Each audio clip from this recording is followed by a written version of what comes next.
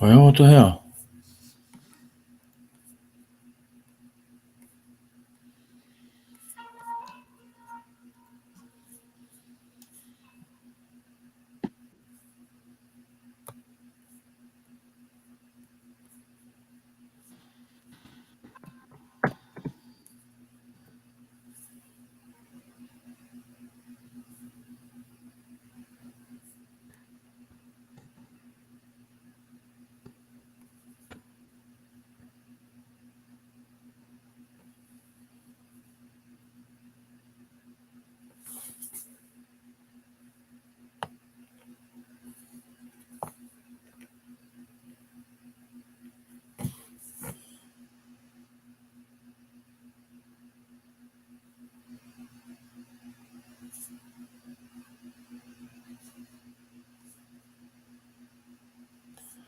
Hey, Gary. Yeah. Yeah, what am I doing wrong, man? It should be up in the corner there. You should be able to log in. Oh.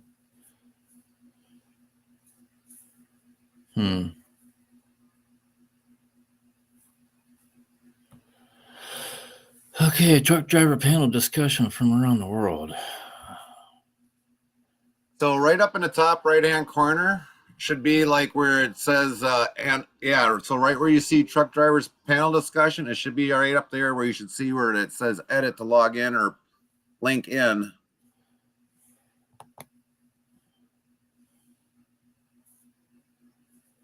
That ain't doing nothing, man. Looks like you're paired because it's showing paired.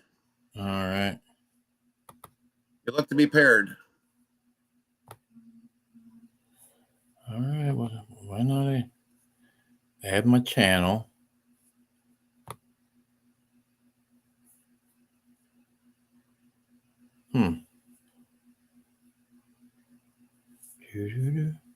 Hi, Julie. What in the world? Why ain't I coming on?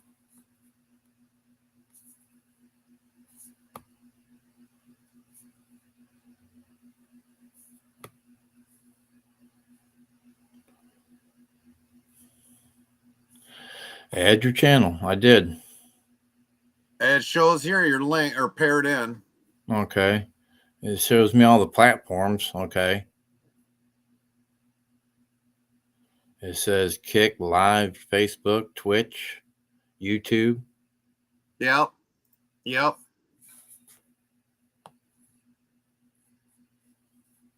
Wow, I'll hit on YouTube.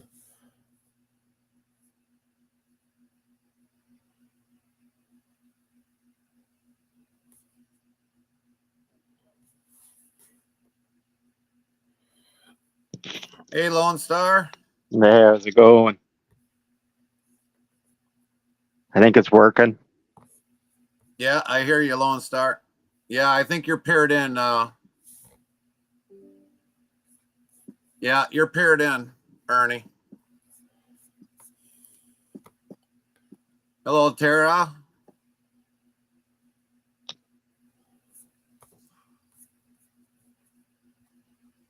All right. You see me now? Let me look on YouTube quick here, Ernie. All I see is your truck still. Yeah, you're good for right now. Oh, okay. So we pull that off. YouTube quick here, Ernie.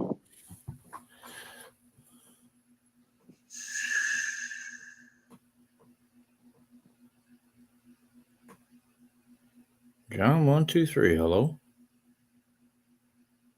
There we go.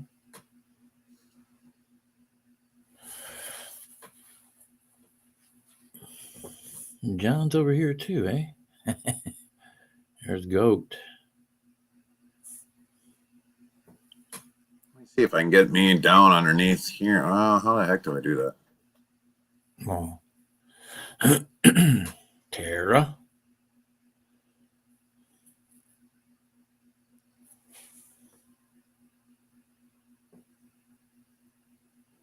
Hey, Jim.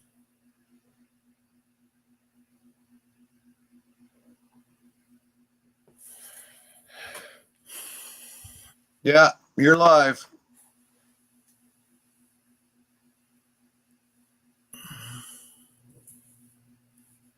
That's all I know, Ernie. You're live. Yeah. Online? Okay.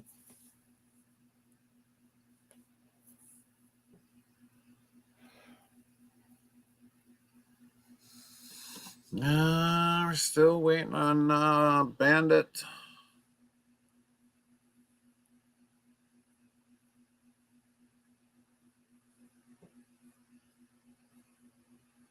We're still waiting. All right. Got that turned down. All right. Yep. Easy peasy, right, Ernie? There we go. There we go.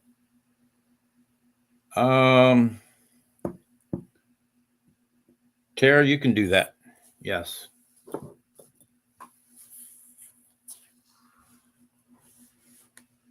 Hey, Jim, Tara.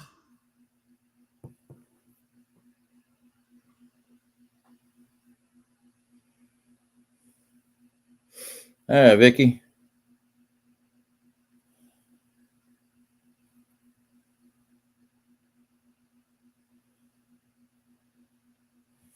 Oh, yeah. Oh. Hi, Shelly. Hey, George. I'm down below here.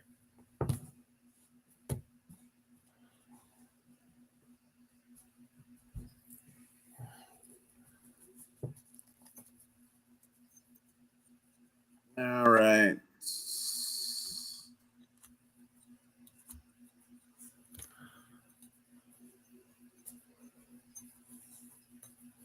Why, hello, everybody. We're still waiting for another driver to come in. Lone Star, how you doing today?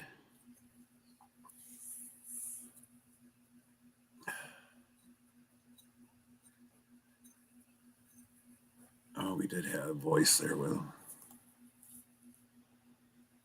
We did. Is it working? Yeah, I hear you, Lone Star. I hear you. Yeah. I'm just wasting time on a Saturday. That's about it. Yeah. Where are you at today? Oh, I'm at home today. Oh, nice. Home time is always good. Yeah. Home time is always good. I've been spending more time in the truck shop these days more than anything, so I like that. Oh, yeah. Oh, most definitely. I truly know how that is.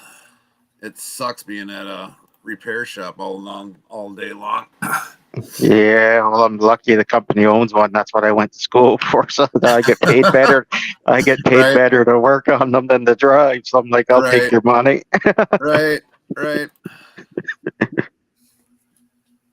Well, welcome in everybody that joined us today. Deb's Crazy Daily, NT, Lynn, Faith by Sight. Good to see you. Many of you that we haven't seen in a very, very, very long time. George, Vicky 1, Jim, Tara, John 123. Mike, welcome in. They're still kind of waiting for one driver to come in here, but he's been having issues. So, Lynn, how's the weather by you? We're good until winter storm hits tomorrow. Yeah, we just got hit with that snow yesterday. So, gosh, waiting for that crap to get out of here. Yeah, and I always say trucking around the world's interesting because, like in Canada, in Canada, we have the Canadian law, we got the U.S. law, and depending on where you run, is Right. what law is what laws actually apply to you. So it's kind of interesting. Right. And that's one reason why I wanted to have the discussion with people from around the world. We're still waiting on IRL Trucker Bandit to come on in because it's definitely interesting watching his channel. How the laws have really changed around, from where we're used to here in the U.S. And me and Ernie, we kind of know the U.S. laws very well, but we also wanted you to up here too, Lone Star, because so that we know a little bit about what's happening in Canada and the UK and stuff. So it's great to have, when we can get everybody together, to take time out of their busy schedule, because us as drivers, we definitely know what our lives are like being on the road, and trying to, take time out for something here. And it's not always easy. And especially when you got drivers from across the around the world that are like 5, 13 or more hours ahead of the time. So it's always hard to kind of figure out when to start a live stream and have those drivers come with us. Yeah, I mean, I also think too, like the other big thing about it is that, is I think people look at the trucking industry and they see what companies are offering for pay, and Right. they don't really see what's actually involved with the whole industry, and it's not just easy money the way that they think. Right. Because there's a lot of people that, like, I've been around the industry since I was 14 years old. Right? That's where I started in the truck shop, and then I got my license for it when I was 18. Because that's the one thing about Canada that differs from the U.S., where you can drive the whole country at 18 versus the U.S. You can only do it in the same state at 18 until you reach 21. Right. Yeah, because years ago when I first started, after I got everything, got my CDL, it's like I was actually hauling manure from on the farms, and that's how I basically started. So I was actually hauling a tanker all the time, and go from there. Yeah, that's like me when I first started. That's basically what I was doing. I was building the roads, like because the roads went from being a 2-lane to a 3-lane, and because you're basically backing up down a side of the road, unloading asphalt into their hoppers. It didn't really matter. Your like hours of service or any of that kind of stuff, because it was construction and all local. So you're staying within it would work out to be like 120-mile radius Right. of their station. So then it's like they basically turn around and say, okay, because you're within this, Okay, is Jim. Right. Yeah, because like when you work on a farm, when I started out, I mean, it was like I was hauling tanker, so we were hauling manure out of a pit, and then we were hauling it right directly out to the field. And I mean, that's where I first started. And there, you didn't really have, hours of service there, because like for farm, if it's mainly for farm, you're exempt from hours of service. And the same thing was when I started hauling haylage and silage. I didn't even have hours of service there. I could have just ran nonstop 24 hours a day if I truly wanted to. But when I was doing tanker, I mean, the guy, he was like, oh, tomorrow's always another day. He's like, we're always going to have business. He's like, I'd rather have everybody well rested up and definitely go and basically just go home, relax, and then start a whole new day. So, I mean, but when it comes to hauling haylage, it's not so much a rush job, but for the most part, I mean, if the farmer wants it off quick and then be able to spread manure on afterwards, because a lot of them did it after that, they were able to do it that way. And so it was pretty good. But then when all of a sudden I started advancing my career more and more or less going into, an actual over the road driving career, I mean, it changed everything, because like now you got hours of service you got to follow and everything else. And I started out with a kind of a ELD. It was an ARBOD at that time. So I mean, it's like I was learning how to do logs without doing the paperwork, because I hate doing paperwork. Yeah. Well, the paperwork sucks, and that's what it was. Like, there's so many different exemptions that people don't realize, because it's like construction, farming, medical is like the three big exemptions for the stuff, depending on what you're doing. So, Right. so the big thing during the pandemic was like people go, well, you see a lot of truck wrecks. So I'm like, yeah, because government was turning around and saying, okay, you're exempt from hours of service because you're running hand sanitizer or something like that, and it's like, okay, this makes no sense because I'm like, you can only drive so many hours safely, no matter how you look at it. Right.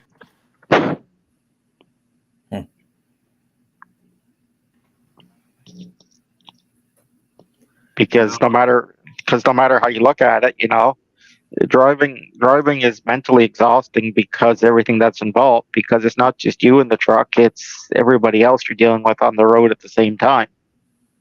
Right. Right.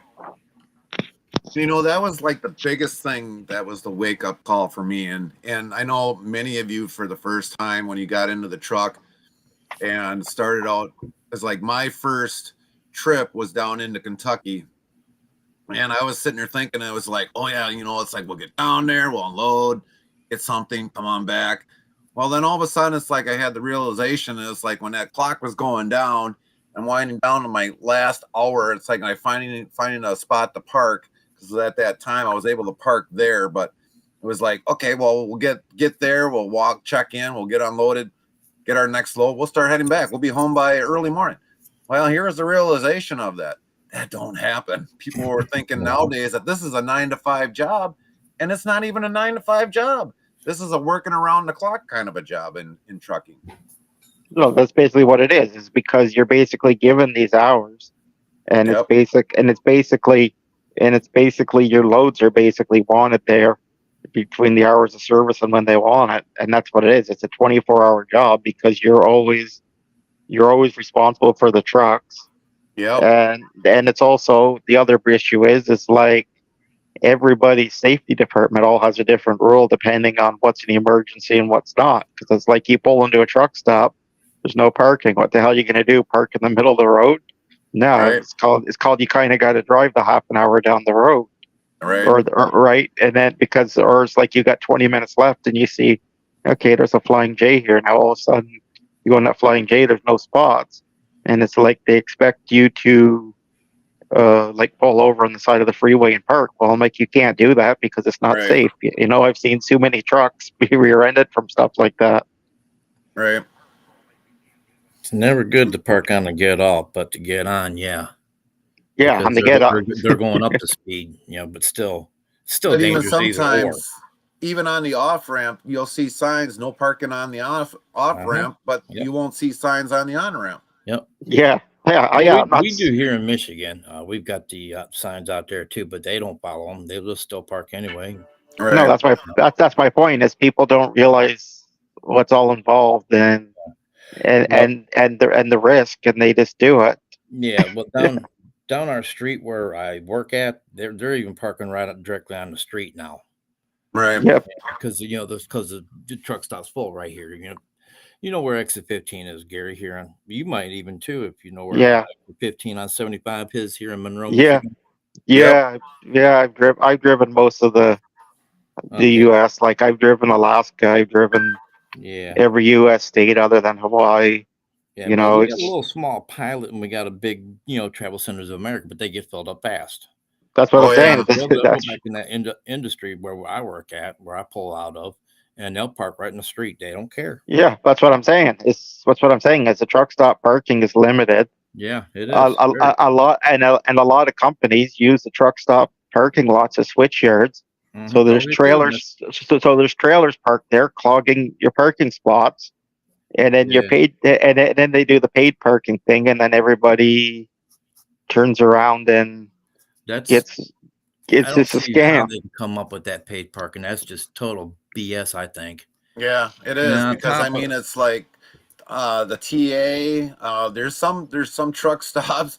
Literally, almost every space is paid parking. It is paid parking, yes. Especially that one over there off of 55 down there. It's a Petro. Almost every spot, or TA, I can't remember which one. Almost every spot is paid parking. Right. Right. So back when I was running hard over the road, back before they come up with that ELD, I had spots all over the United States I had parked, and that's where I would not tell nobody about my spots, because I want to keep that spot for me.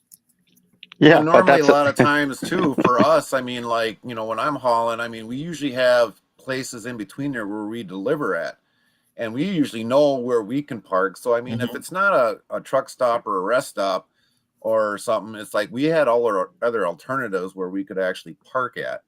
But I mean, it's like you don't want to give your spot up because sooner or later some other company guy takes it and it's like, dang it, why the hell did I open my mouth? Yeah, that's pretty much what it is. And then a lot of shippers now too, they'll say, "Oh, you can't park here. Yeah. You Right. you can't park here.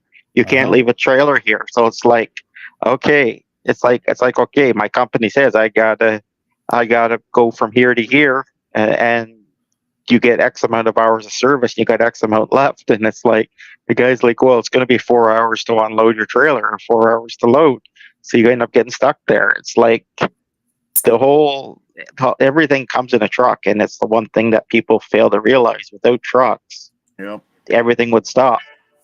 They need to do more like what Indiana's done, build those parking spots just for trucks only.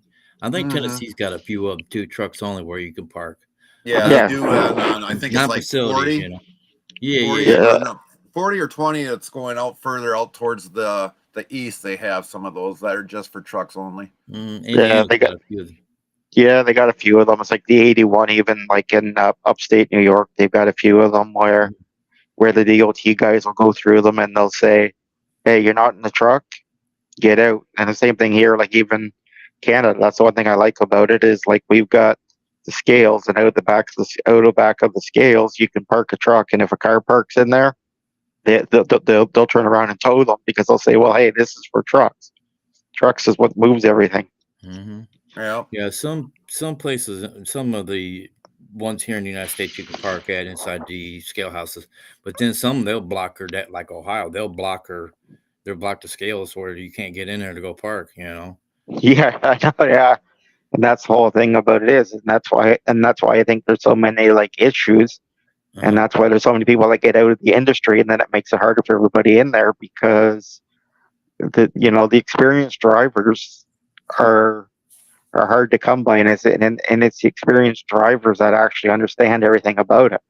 Exactly. These guys that come out of truck school, 90% of them they fail on their first year because they'll turn around and say, "Well, I can't handle this." Oh yeah. Right. Right. Well, like a lot of the people that go into the school, I mean, it's like the tech school here, Fox Valley Technical College, in the transportation department. Let's say you get 100 people that actually go to the school and get their CDLs. Only probably 25-30% of them that wanted to do the over the road, where everyone thought, oh, well, this is a 9 to 5 job, until they get the reality, like I did back then. A lot of them usually leave out of the trucking industry and go to something like maybe dump truck or garbage hauling or whatever else, and there's probably only 25 out of the 100 that will actually stay into the trucking. Yeah, well, it's like here, the whole country basically has a job retraining program, and basically it's the same thing. So through like the tech schools that are truck training academies, you can basically get 100% paid for it by the government. That's $15,000 to $20,000 with nothing asked. So all these guys go through it and they figure, well, hey, I'm going to be a trucker, and this is going to be a 9 to 5 job, and then they come realize, well, I have to go to a starter company and put in my time before I can even get something that's a 9 to 5 local, if you're Right. lucky enough. Yeah, because usually the most senior drivers, they'll usually get those jobs first. Now, if somebody that's a rookie can get very lucky to get a job like that, but mainly, it seems like in the industry, you got to earn your ranks before you actually get a lot of those jobs. Because, like for me, I always wanted to stay busy, but I also wanted to be able to, um, make good money and everything else. But like, there's certain jobs that I did know. A lot of people know that I was in expedited. A lot of drivers hated us for expedited because it was like we have priority out of those that are waiting, and then there was times that we bumped people out of the dock because ours was an absolute need product, and basically go from there. So I mean, it's like when it was an expedite, it was great. It was great money. But the bad thing was being married to your phone nonstop. I could not handle that anymore. No, the thing about it is that the older you get, the more you have a life outside of the job, and you've got responsibilities outside of the job. So Right. it's like getting into it as an 18, 19-year-old kid. You don't have a wife at home 90%. You don't have kids. You don't have hobbies. It's fine. But Right. but you get it as a middle-aged guy that worked in the factory all his life, and he got laid off, and he gets into it. It's a shocker because he's got 2 or 3 kids at home. He's got a house. He's got everything to take care of, and it's a big difference. So it's like you're sitting there balancing either wages or home time. It's like you can't have both. But then Right. when you got 20 years in, it's like, okay, the companies, you can say to a company, well, hey, I don't want to drive there. And they'll say, okay, fine, we'll give you this instead, because they know if you say go fly a kite, company B will give you a job tomorrow. Right. Now, Yeah, for it's some of nice. you that been in it the longest, well, Ernie and Lone Star, how many years you got in? So I started when I was 18, so I'm 35 now. So I got about 17 years in it. Okay, you got 17 years. I got about 24 years. Ernie, how about you? God, I started back in 1987. It's So no, I you've just got a lot of years, and we'll count it. just lived that way. Yeah, Yeah. So yeah. I mean, it's like, maybe a lot of you, Ernie, you probably remember, and Lone Star, you'll probably remember. It's like when you first started, basically after you got the keys, and it's like, well, here's your bills, here's your keys. You got to be here tomorrow or whatever else. So it's like we were like basically thrown under the bus when it came to the trucking. That it's like we had to learn everything as we go. The training that they do a lot of times nowadays, it's not a lot of training that we as drivers have had to learn. It was basically everything we've had to learn day by day, year by year. And it's what gives us our experience of everything that we deal with today. Because like Lone Star, he comes through the US and Canada, so he's got to learn a little more rules than what me and Ernie do, because we don't go to Canada, we don't go to Mexico. So I mean, for you, Lone Star, it's like you're having more demandants on knowing the laws compared to us here in the US. Yeah, because For you got to go some, through. Yeah, you got go to ahead, Yeah. cross Ernie. the border. Yeah. Right, The thing about it is you got to go through the border. Yep. And to train somebody to go through that border, it's the border's easiest spot. But the thing about it is these guys don't realize the border basically you go and you send your bills to a border broker, and Mm-hmm. your appointment for your border is already set. So it's basically means if your appointment's at 4 o'clock in the morning, you have to book your hours that you're going through there at 4 o'clock. You Because do. right, if you try to go in there 20 minutes later, you have to turn and rebook, and then your load's late. So then you're lost money, depending if you're owner operator or your company driver, whatever, because your next load that is booked going out of where you're going, you're not going to get. right, And then it's also like the hours of servicing too, because like one of the U.S. mandates is basically um, if you're going to enter the U.S. from either Canada or Mexico, you have to be running under U.S. hours of service. So countries like Mexico, there's no hours of service. If you want to drive a truck 24 hours a day there, you can. right, And that's the reason why in the southern US on the Mexican border, there's a lot of trading centers that are halfway in Mexico and halfway in the US. And they'll turn around and put an American truck on one side, a Mexican truck on the other, and a pallet guy will move stuff back and forth with a customs officer in the middle. yep. That's what we call cross docking. Yeah, but it's like extreme crosstalk because normally in crosstalking you don't have a border agent in the middle. Right. Yeah, I Oh, did and that. there were customs in between the middle too, as well with Yeah, that. yeah. That's what I'm saying. So that's like an interesting fact, which I don't think a lot of people realize.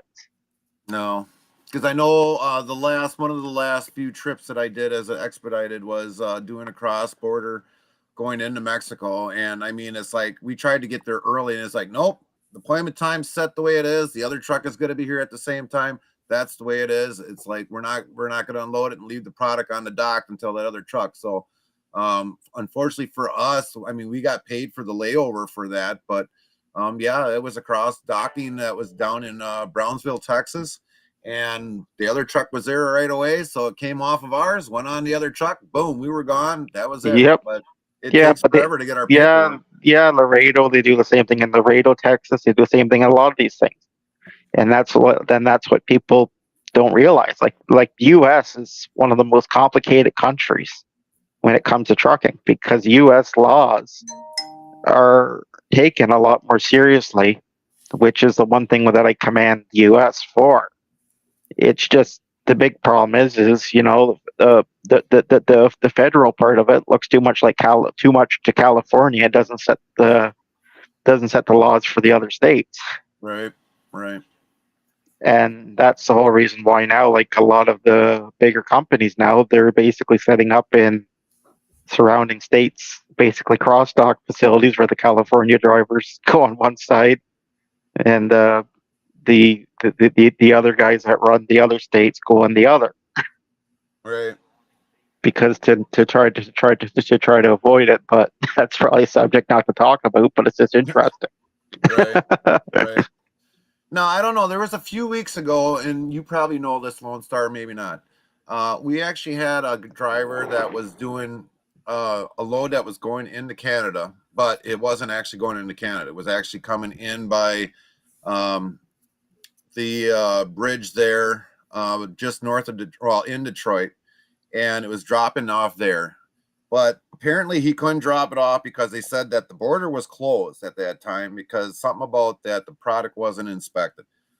Yep, because basically it's basically the same thing, right? It's basically because there is some companies that will drop off in Michigan, for example, at the Blue Water Bridge. Yep. That's just like an example. I know there's a couple other crossings, but like there's one in the Sarnia, there's one in the Windsor, and it's basically that's what it is. It's basically because if you're hauling meat out of the U.S., if it's not inspected meat, or the inspection labels or the inspection paperwork is not proper, they won't allow it through because they'll basically say you're importing something you shouldn't. And it's the same thing with the U.S. with products coming from Canada. Right. And so Yeah, that's the because I reason. know that driver had to come all the way back and messed up his backhaul, and he brought it all the way back to Green Bay. And Yeah, because so, the same thing happens too. Like in Detroit, like people that are or like the Detroit. I say Detroit, but it's like Michigan. Like you got Ann Arbor, you got the auto plants, you got Dearborn, you got the Ford. It's the same thing. It's like there's trucks that are basically set on dedicated routes that basically haul into the automotive sector, and that's basically what it is. All these loads are the same way. They're pre-approved to go across the border each way. right, Your hazmat's got to go across on a barge. Yeah, your hazmat's got to go across on the barge, or it can go on the truck, but they're basically only given a certain amount of hours. They basically say between this hour and this hour, the early morning is the only time we can go through. Yeah, Yeah, yeah, we had batteries that had to go across, and they would only let it go across on the barge. yeah, that too. But that too, and that's what it is. It's like that's why I say, you know, like the interstate or is one thing. The intercountry is a totally different thing, and that's why it's interesting to talk about. But you could talk about it for hours. right.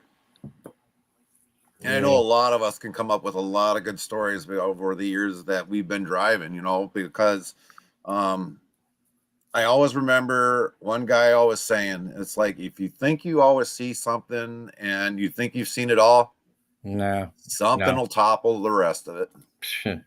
See everything.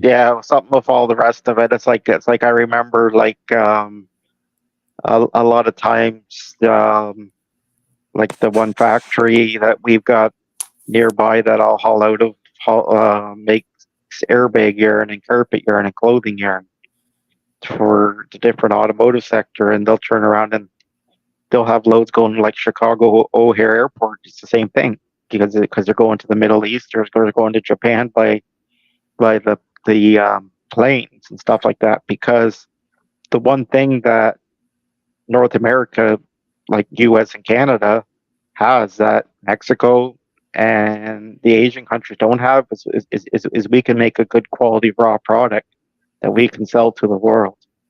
Right.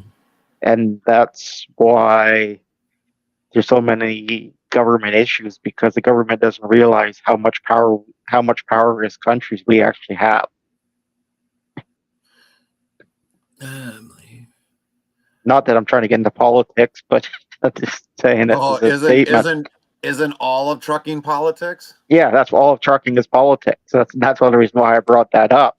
Yeah. It's just No like Will worries. Burner. Trust me, there's definitely politics that we talk every once in a while on my channel, and I, it's like what I said. Everything in trucking is always politics. Whether you got California intervening on how trucks are made, DEF. I mean, do we all like putting DEF in our trucks? No. That No. shit smells. that shit smells, because if you look at it, and if you look at DEF, your raw product from DEF is the same raw product that makes fertilizer. Is Right. it now? Right. Yeah, it's urea. It's basically it's basically urea, and it's actually water. It's basically highly filtered water, and that's what DEF is. Right. Okay. And then it's basically just a chemical process. It's like the one guy, like he's on YouTube, the Wheel Burner Express. He'll sit there and he'll talk to me for hours about this stuff. Sometimes I'm like, Yeah, he's because on here now. Yeah, he's a good guy. Yeah, he's on here now. He says he's done 33 years Canada and U.S. He says he's seen it all though. Yeah, he's seen it all. You never see it all.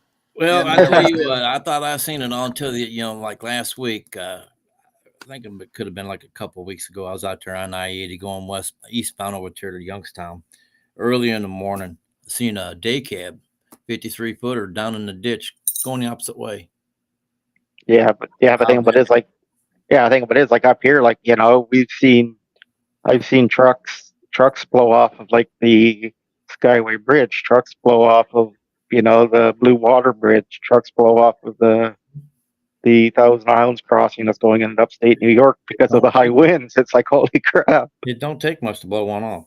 No, it don't take much, and especially if they're not loaded. So like there've actually been bans for empty trucks. Yeah, I know. There was one time I was coming back up from Green Bay there. We had those high winds there, and I was probably less than, like they say, within the last 20 miles of your trip. That's when usually an accident happens. And all of a sudden, I think it was like 15, 16 mile an hour winds that I had with an empty trailer. Now, I had the axle slid all the way back just so I, try to keep some weight back there. But all of a sudden, going down the highway, we're coming up I-43, and next thing you know, I felt the trailer just like and slam down, and it's like, dang, I almost had to change my drawers right there and on the spot. Then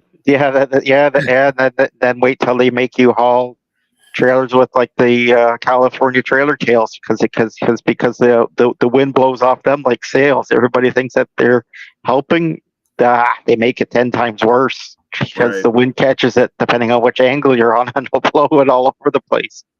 And the funny thing is like now a lot of the fuel tankers, you'll see that kind of like where they got the side skirts on them. But, it's like with those tankers and some of the flatbeds, they got a greater advantage, but at least because the wind can kind of go over it or underneath it, and they don't have to worry about it being like a big old brick being blown across the road. That's why I like that low boy I was running.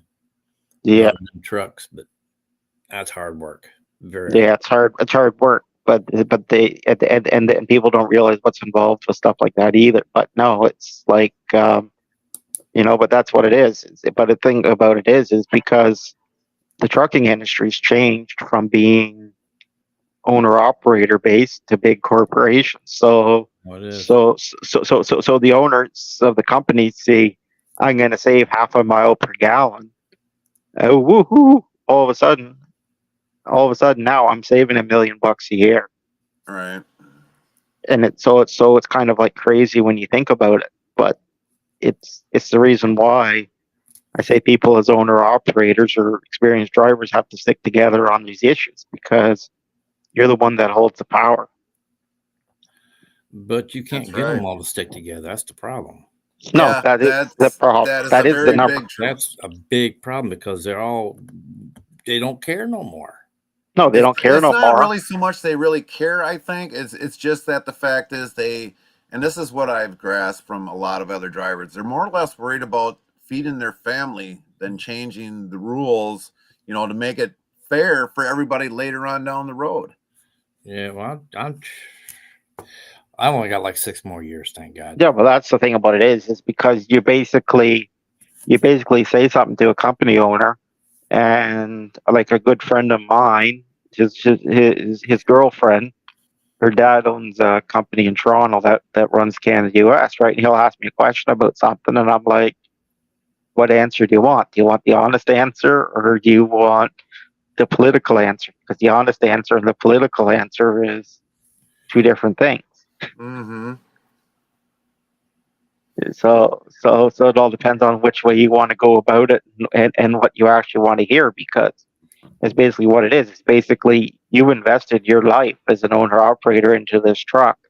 That has to pay your bills Right. till your retirement fund builds up, or until somebody gives you a better offer to do something else. Right. Once you reach a certain age, it's like, I don't want to start over again. Yeah, I That's know. Like a weird, few man. years ago, when it was getting really rough, um, I've had the company president basically come up and approach me, and it's like, we're willing to hire you on as a company driver, because things are getting bad. Because we at one point in time, it was getting bad for us. And I mean, with the Godmother truck that we had, it was mainly in the shop more than what it was on the road. Within the first couple years that we had that truck, I mean, we spent 40,000 real easily into that truck between injectors, turbo, transmission, differential, rear end. I mean, that builds up quick. And I mean, the president said, well, we'll hire you on as a company guy. And it's like, no, what for? It's like, then I basically got to do what you got to tell me to do. And it's just like, we'll make it through it. We eventually did. But it's like, I guess it was the pride that, because, when times get down there, um, you as a person will say, okay, we can do this, we can hold off for a little bit, or it comes to a point that you say, no, we can't do this anymore, and maybe it's the best way to go. But I mean, luckily for us, we were able to keep going and not have to become a company driver once again. Yeah, it's that. Well, it's that, and that's also too the fact that, as an owner operator versus a company driver, you also have more level of leverage, because the owner operators, you have a lot more choice of saying, well, hey, I don't want to run these states. These are the states I will run. This is the loads I will run. This is what I'm willing to do. Versus a company driver, they're basically saying, well, here's your keys, here's your bills, have at it. Right. You know? And make sure you're there by 9 o'clock tomorrow morning. Yeah, that's pretty much what you get. Or you look at a trailer and you'll be like, well, hey, this trailer's got 3 bad tires. I ain't gonna pull this with my truck. Get tire guy out here, or give me a different trailer. Right. Whichever one you want to do. Versus the company guys, you're pretty much screwed. Right. And that's why one of the big arguments for some people would be, it's like, do you want to own a trailer, or do you want to do drop and hook, or live unloading, or live loading? It's like the And benefits involved to each one. sometimes you will have those options. Now, like with me, during the week, could I be facing a drop and hook? Sometimes. Is there live unloads? Everybody knows. I mean, in trucking, um, we always do what we call the waiting simulation game. Just sit there Yep. and wait. Like Ernie was doing trucks before. Um, I don't know, Ernie, if you were able to go in at various times during the night to unload trucks, if you could, to Yep, benefit yourself for the next day or not. sure could. They'd give us the combinations to these places, and we'd be able to go in and drop these trucks, and then we'd head up to our next place to go load. Um, Yep. down in Laredo, I had to wait on them trucks to come across the border, Yeah. and once they were there, I had to wait for at least about another hour. And about that time, it's smoking hot, and you're trying to load them trucks on top of each other, and Oh man, that was a hard job. Good God. That had to be fun when basically loading up trucks, because I know though on when I seen you over in Dexter when we met, I think you still, I don't think you had trucks on board, but I thought you did, but I can't remember. But I mean, it's Yeah, I like did. piggybacking them up on the frame of another truck. I wish we had some footage of that, because I probably would have showed everybody how that would look. But I mean, it's like Yeah, that would be they something that you Yeah, have to do. they told me to yeah, keep that secret. I couldn't take no videos or nothing because of that. they pretty much keep it a secret how they do that stuff, and it's the same thing as like the wreckers that unload them because like I worked international dealership from when I was like 14 years old till I was 18. That's how I ended up with my CDL, and then it's like, well, I love these trucks. I want to try and go drive one, but it's I can, like, I can tell but you it's guys how to do it though. yeah. That's what I say. I could tell somebody how to do it, but it's like Yeah. it's a heavy guarded secret, and that's why even the wrecker companies that unload those trucks, they're basically all pre-booked, and basically only certain people touch it. Yeah, what we did is we used them aluminum ramps. We had to, basically put them onto the drive tires, and what we'll do is we'll drive up onto the drive tire. Then we had this brace where we'd put in between the front axle frame and let it drop down on that axle frame, and then it would run up because Yeah, we were on like little grooves. Yeah, you could run them up the rail, the truck that you're going on top of. And then once you got it on there, it set it at the height that you need. When you take your ramps and put them on the next tire, and it was a vicious cycle. it's a Yeah, vicious a lot cycle. of up and down, That's what it climbing up, is. It's quite the thing. That's where Ernie said it was a lot of hard work, a lot of because I hard mean, work, it's man. like you definitely Yeah. earned your money for that. Yeah, Oh, you no, are. good money. 3 loads. If I can get 3 loads in a week, I was making everywhere close to $3,000 a week. Yep. They pay good money. It's like heavy hauling. It's like you take you take 3 loads of aluminum bars to a mill Mhm. or aluminum coils a week. You can make mind you, this is Canadian, so probably the exchange would be the same thing. $3,000 to $5,000 US a week you could make, but it's No, also what you expend. you don't need a diploma. I've got my uh, GED. No, you don't even need a diploma as You long don't as even you're need of a age. GED now to get a. Yeah. No, as The long as way you're the of industry is getting nowadays, no, you don't need a diploma. No, you don't need a uh, diploma. They're no, begging for drivers right now. they're begging for drivers. It's just the big thing about like what I say to people. If you're going to get into the industry, you if you're in the States, you take the state lottery grants. Think the only You, thing you don't think the only thing is you can't have a felony. yeah, you basically just can't have a felony or a criminal record, Yeah, and you can't have stuff like DUI and stuff like that. Like you basically just have to have a clean clean driver's right. clean driver's record, a clean criminal record, unless it's for something minor, and the companies will basically say, okay. It's just I say to people, it's like go through your tech schools, go through your things, because your major problem with the industry is that when you sign up for a company to get your license, you're basically signing a contract where you're doing what they want for 2 to 3 years of your life. I think there's only one company that'll hire a felon, and I think it's Western Express. Yeah, there is, but I just wasn't trying to name names because That or Swift. yeah, Swift will I don't too. think Swift does. I They're don't think Swift self-funded. They can do that. No, Swift can do it because Really? because it's basically Swift, Schneider, Western You're Express self-insured. are all self-insured, and Okay. Sure, that's why they can do it. it's so they can do it, and it's basically it's the same thing. Same thing. Like if you own a fleet in the U.S., you basically you can basically choose to be self-insured, public insured, or like use like an insurance broker, insurance agency, or you can choose to do captive insurance. And depending on which one you pick, is a totally different circumstances of what you're allowed to do. That's right. That's why Swift usually ends up with all the accidents they get into. They just pay them out. That's about it. Yeah, yeah. Well, I think that's basically what it is. It's just I just try not to name drop on anybody because I'm like, you Yeah. never know who's lurking or Right. who's Yeah, that's who's why gonna report or cause a headache. Yeah, no doubt about that. Well, it ends up happening. I mean, it's the reality is out there. I mean, people post Yeah, pics, so you know what? They can say what I they want, in appreciate my yeah, that, opinion. Super Salty. yeah. No. People do shit like that, and that's why I try to put it just straight and to the point instead of getting too in depth on stuff like that. Is for that Exactly. reason. Yeah, Exactly. no doubt. Yeah, that's That's more why what I meant. when this gig came up there, I don't want to interfere, but when this gig came up to run local, um, I took it.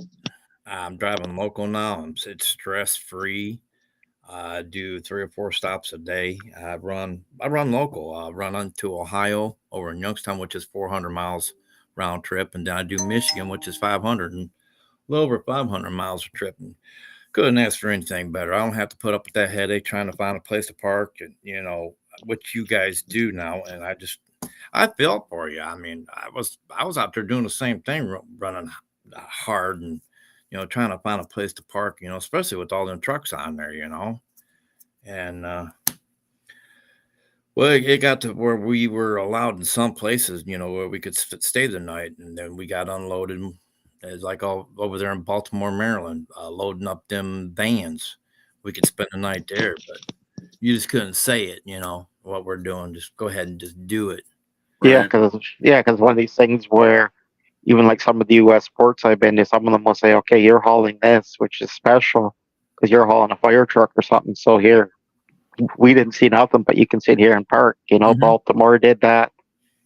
Seattle did that quite often. Mm-hmm.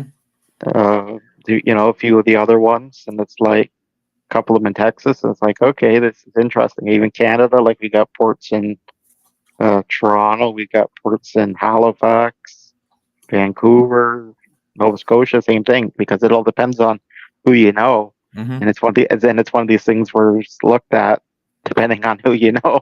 Yeah, that's why I always Right. went up to the people and I talked to them, and tried to get real good with all the places I, delivered to, and see where I could stay out, what's close. Always bugged their ear.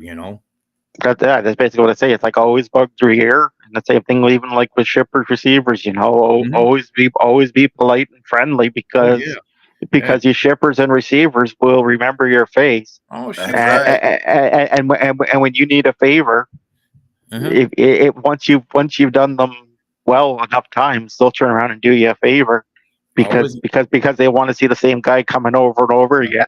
always If you're talk gonna, golf. Always talk yeah, golf because 3/4 of them like playing golf. But yeah, here's one of the bad things. It's like, okay, you might do good for them, but then all of a sudden another driver will come in there, empty out literally all his trash out on their parking lot, which ends up usually spoiling it for the guys That's that actually stay yes. there. That's what irks me the freaking most, especially the backside of these truck stops now. I mean, they're just not taking care of them. They don't care. They've got a great big bin up there. Why can't you walk? I've seen guys do a whole bags of stuff out there in the driveway. yeah. Oh, it's like the three. What was that? Three. No. I was saying it's like you see like trucks working on them. Some of the guys will cut holes in the floors to throw their garbage out. It's like, what the hell? Yeah. Do more Right. than that. Some of these truck stops smell like Yeah, what I'm talking about. Yeah, yeah. yeah. Because Because you like just don't want to walk in. there was the one day that we were heading to Michigan, and Lynn knows, and a couple of the others that were following us that day. We stopped in Michigan there. We stopped at that Love's that has the Hardee's, and we got out, and all of a sudden I come back and I look down ditch, and it's like it's all layered across. It's like with garbage. I'm like, Jesus Christ. It's like that's why people after a while, it's like when they put the reserve parking in there, maybe what they should do is like make sure if there's garbage behind there after they leave, they've got all their information, charge them Yeah. for all that garbage, Yeah. because there's no reason why that should be like that. No, a lot of them throwing what they had in the back of the trailer right out there. They're just sweeping it right out there. Not a care in the world. Yep, I've and got that's a the thing guy about doing. it. I'm like, look, are you going to leave that there? Screw you. Really? Okay. Write their name down. I took it in, gave it to the people. Right. They walked out there and made them clean it up. Sure did. He didn't Yeah, like it. because though. we see pallets, we see load bars, we see Tires, miscellaneous. I've even seen jugs somebody's of yeah. rejected product out there. It's like, man, Mm-hmm. I mean, it's like for a lot of the rejected product we bought, I mean, it was either Hostess, uh, Ho-Hos or something else. I mean, I loaded in the truck if they didn't want it. I loaded in the truck. All of a sudden, it's like we got the food pantry right down here. They know me by name. I've taken so much stuff there by them already. It's like they know me by first name. Yep, I used to. It's Yeah, I just used like to what get. Wheelburner's saying here. He's saying, why do we think about Walmart? Walmart. Because we ruined that too. Yep. Getting the park at Walmart's because they're throwing stuff out. Yeah, Yep. because that's basically what it is. It's basically back in the day, everybody could park at a Walmart or a big chain like that, and Yeah. they didn't care. But then all of a sudden, everybody just used them like a dump. Mhm. And once you turn around and use them like a dump, do you really want to do you really blame a company for not wanting to pay for maintenance You to can't. clean up? You can't. Because it costs them.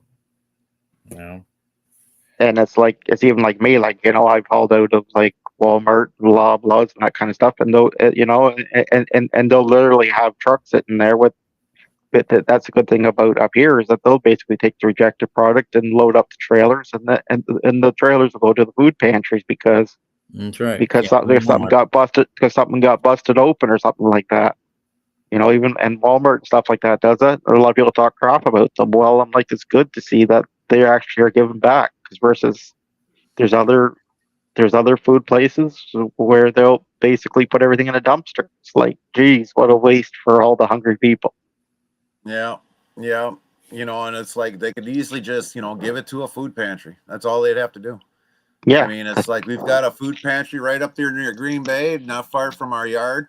We've got one down here in Appleton, and it's like, but the one up in Green Bay, I can actually pull into their dock and drop stuff off if I need to.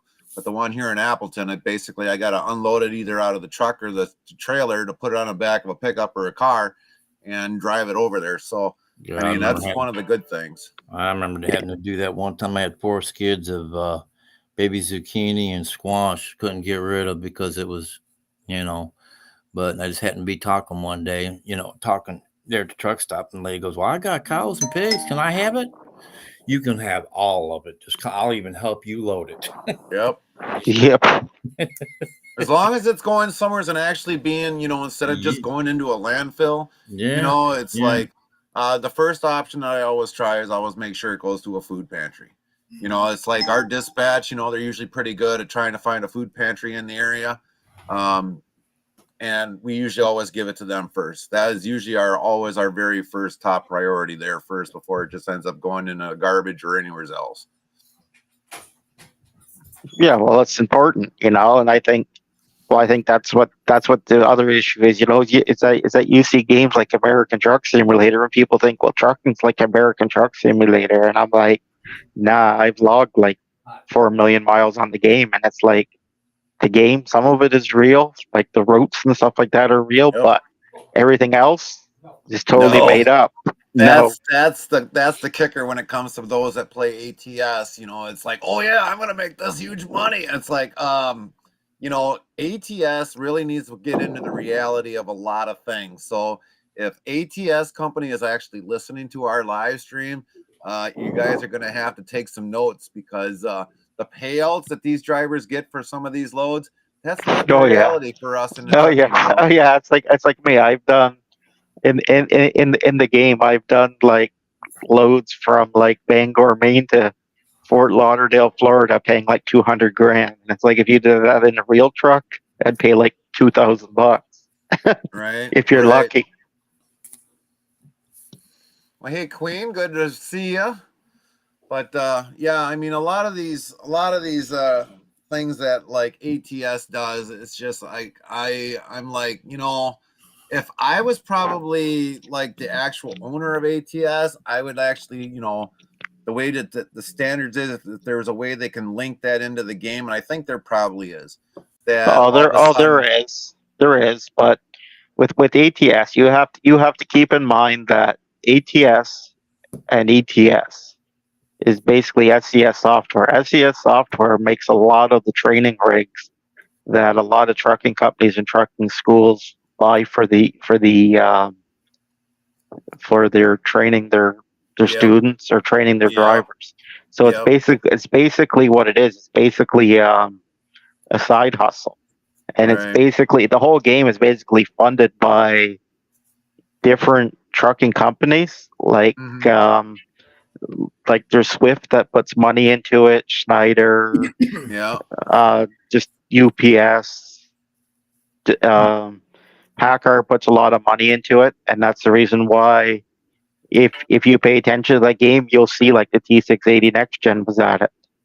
You know, that's why the Packard facility was added in Washington as somebody to go there and sit there and test trucks because it's a legitimate thing. Right. And it's basically that facility basically ended up because it's under Vancouver or British Columbia, but I just say Vancouver because it's a major city. And Packard ended up buying out back in the 80s one of the Canadian manufacturers that built a lot of the old trucks. Right.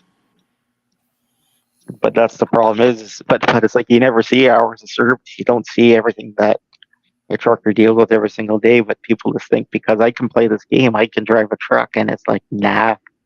Well, we And a got lot two. of people will be on there, so like for us, a 14-hour day, that's a very long day.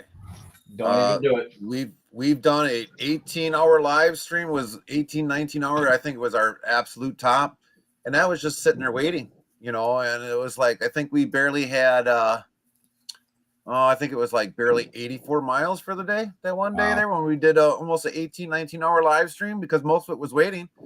And it was like, dang, it's like, but like those that play the ATS, I mean, it's like they don't take a break after 11 hours. Some of them might be running a 24-hour gaming thing, and it's just like, oh, it's kind of bad when you're kind of doing that and you're not really following the laws of hours of service by then.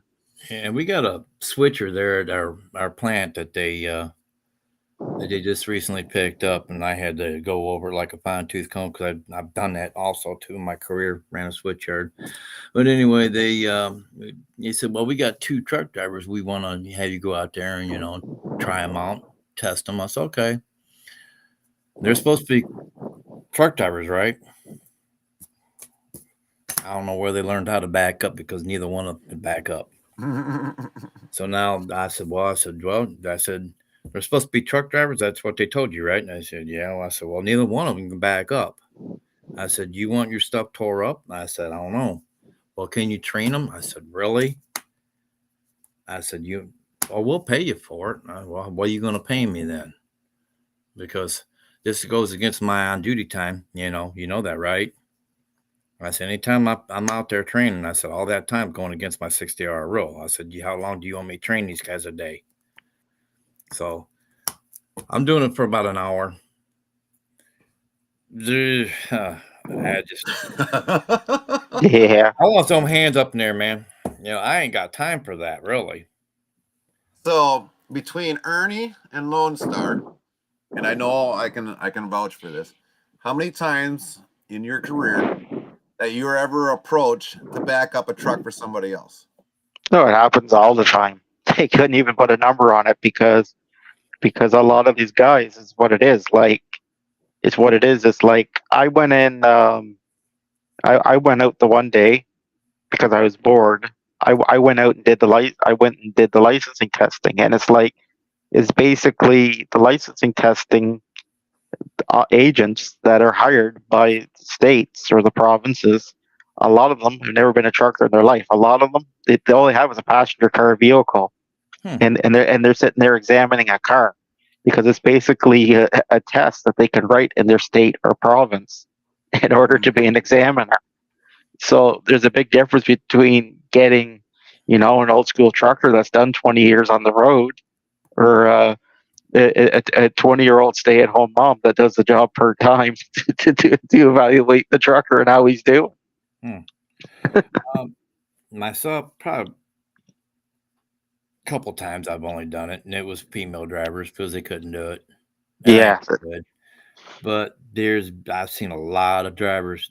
What I see is they're not being trained correctly. Okay, especially when you're trying to back one into a tight spot.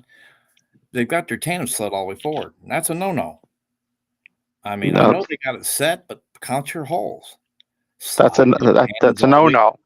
Slide That's a them no no. tandons. What's that? That's a no no. Like because people slide the tandems all the way back and then they can't turn the trailer. Yeah, So they one of gotta the slide things, them if tandons all the they, way to the back. Yeah, and then one of the problems that, if you've got your axles, slid all the way up, people fail to realize there's that much swing Swing. on the Yep. trailer that could actually hit the trailer, because they're more or less looking at the trailer trailing. They're not Mhm. looking at the back of the trailer of what No. could be. So if you got a line and you're bringing it back in a trailer in there, it's got to be equal with the line. Normally they're actually hitting the other trailer They before, are. instead of just watching the yeah, trailer. they are. Or tearing They next are. somebody's mirror off or whatever. I'm like, look, I said, you guys are doing the same thing over and over and over and over. I walked up to them. I said, count your pinholes. What do you mean? Count your pinholes. Where your pin's at? I said, now I'm going to teach you guys the correct way. Well, what do you mean? I said, just count your pinholes where you got your tandem sled. I said, that's where you want them, right? Yeah. I said, now count them. I said, okay, now slide your tandems all the way back to the back end of your trailer.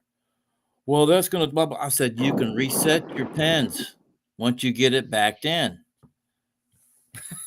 Yep. But the other problem is too, though, is that again the training academies for truck drivers are basically teaching people how to pass a license test. It's not how to be a truck driver. No, it's not how to be a truck driver. It's how do I pass my CDL test in my required state or province? And I only put it like that because I'm trying to speak for Canada and the US as well. I know you have, Will Burner. I know you have. But that's your thing is that you are basically teaching the guys Mhm. how to pass a test versus how to be a trucker. And anybody Well, can pass a test, but being a trucker is a totally different thing. It's got to be in your blood. It's got to be something you love, or you're going yeah. to be Right. miserable. But me doing what I did is teaching everybody out there in that parking lot how to get into a damn spot by me doing what I did, teaching these two gentlemen how to do it. It's basically teaching everybody that's sitting out there watching me, showing them what to do. Okay. Well, once he slid them daggone tandems, he got it back in there. Nope. He goes, oh my God. I said, yeah, nobody taught you that, didn't they? Nope. Nobody taught me. I said, well, now you're taught. Now you know what to do. I said, now slide your tandems back where they were at the same pinhole. And everybody And was see, watching me. So now they've learned. now, like certain areas, we'll bring up Chicago, with some of the very tight spots that there are there. Sometimes you have to bring them axles forward, but you got to always remember where that trailing is going, or that back end of that trailer is going, because it's like trying to get in around some places of Chicago. Oh shit. Oh man, it's like even if fully stretched out, you're not going to get it in that spot. So it's like bringing them axles up does help you every so often. Oh, it does. It does. It's just that's where your knowledge comes in. You The really got to know experience about that you that learned truck. over the years. Yeah. Yeah, that's what it is. It's your experience over the years. Well, like Will Burner saying, he says, hey, schools are teaching just the bare minimum now. Yep, they are. Yeah. I can accommodate for that. I think it should be a 6-month mandatory thing. I mean, teach them every daggone thing, because they're tearing shit up big time out here, man. I'm Well, seeing. it's what it should be. It should be, these big companies are all pushing for drivers. So it basically should be. So it basically should be, you go to one of these tech schools, you pass your CDL, and you should make it mandatory where these companies have to sit there and train these drivers for a year with somebody in the truck with them in order to teach them properly. Some of them do, but it's not a mandatory thing, and that's your problem. So it basically means unless somebody goes to the right steps, they end up. I was at I don't want to be interrupted, but I was at my cousin's place. But here's the thing: Swiss trainers not even got a year themselves. How can you be training a trainer? Right. A trainer. I don't get it, man. I'm like, wait a minute. I said, you only got a year. And I said, you're training somebody? Yeah. I said, how's that possible? I said, what are you teaching them? Well, this, and this. I said, no, there's more to it than just that. I said, there's a lot more. And I said, it takes I said at 10 years, you're still wet behind the ears. And I was still at 10 years. I'm still learning today. Yeah, we all are learning today. You Yeah. know, I'm still learning today, and I'm 59 years old. You know, I've got a lot of years, doing this, but I'm still learning. Yep. No, but that's the difference. The difference is these companies they basically hire a driver. 6 months later, he's a trainer. Instead of going to approach Mm-hmm. a senior driver with 5, 10, 20 years experience to say, hey, I'll give you this little bit extra. Can you teach these guys the right way of the ropes? And it would make a big difference. But to actually do that is a totally different thing. Well, see, like with the one thing with the school, the tech school, because every so often I'll stop in at the tech school here in Appleton, and it's like, they always say we can't always teach a student one thing because it might change in a different company's policy of how something is. So, I mean, they basically say they kind of give the driver the basic knowledge of everything they know. But like the last time I was there, probably about a few months ago, before they really started mandatory ELDs, I mean, they weren't even teaching them how to use a ELD. It was still paper log. So, I mean, it's like, should the schools around the United States have to update more on that, make it a 16-week program instead of a 10-week or a 4-week or a 2-week program, to actually give these new drivers, some more information on everything that's going? I mean, if I was going to do a school, I mean, yeah, it would probably be a 20-week program, because there's so much, even when we go in as drivers to apply for a job. I mean, they're cramming everything down in you in like 20 minutes and then giving you the keys and kicking you out the door. Well, that's just it. It's like, if you're going to do a training school, it's got to be 6 months minimum. But instead, these are basically somebody that's ran an instructor course and is turned around. Truck drivers. Yeah, there's some normal truck drivers out there. Yeah. But what do you mean by normal? Yeah, that's what I was going to say.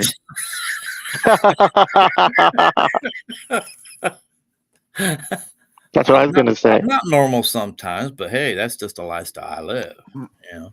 So it's a lifestyle you live when you live in the truck for a living. I see some drivers out there 3-4 weeks at a time. I used to do it 3-4 weeks at a time, but I'd come home just so exhausted, and it'd only give me like 3 days off.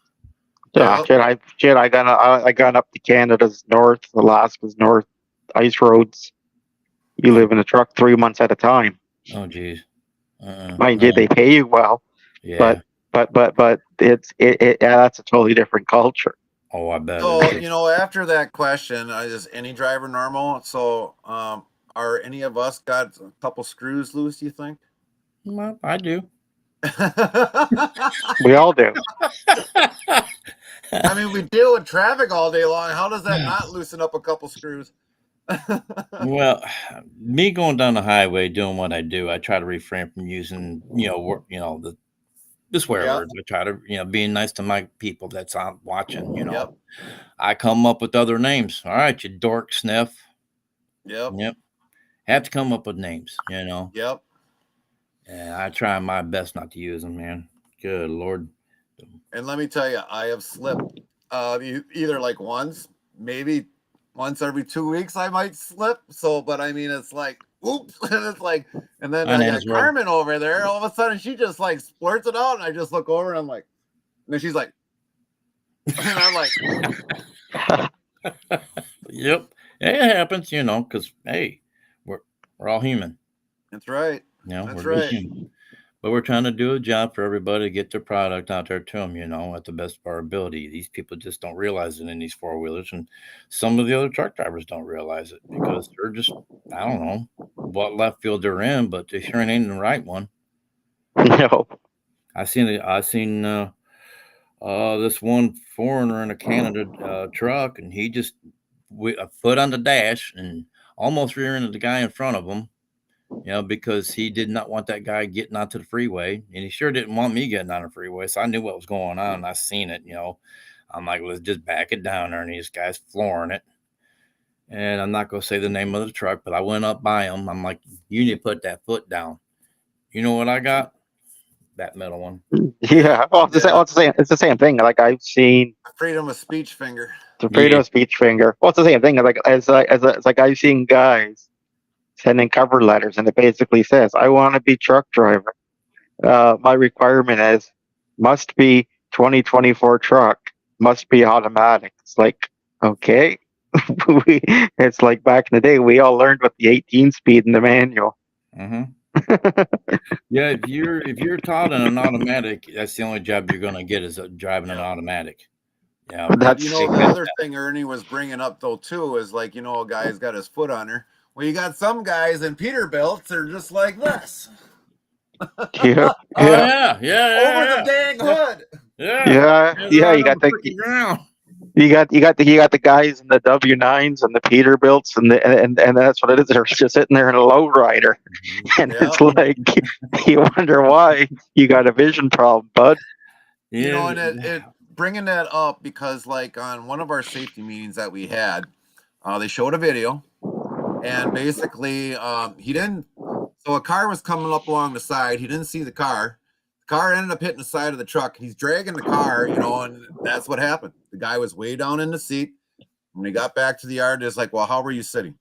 And he basically showed him, and he was like, that's why you didn't see the car, because you're a tall guy. What are you doing sitting down, scrouched in the seat for?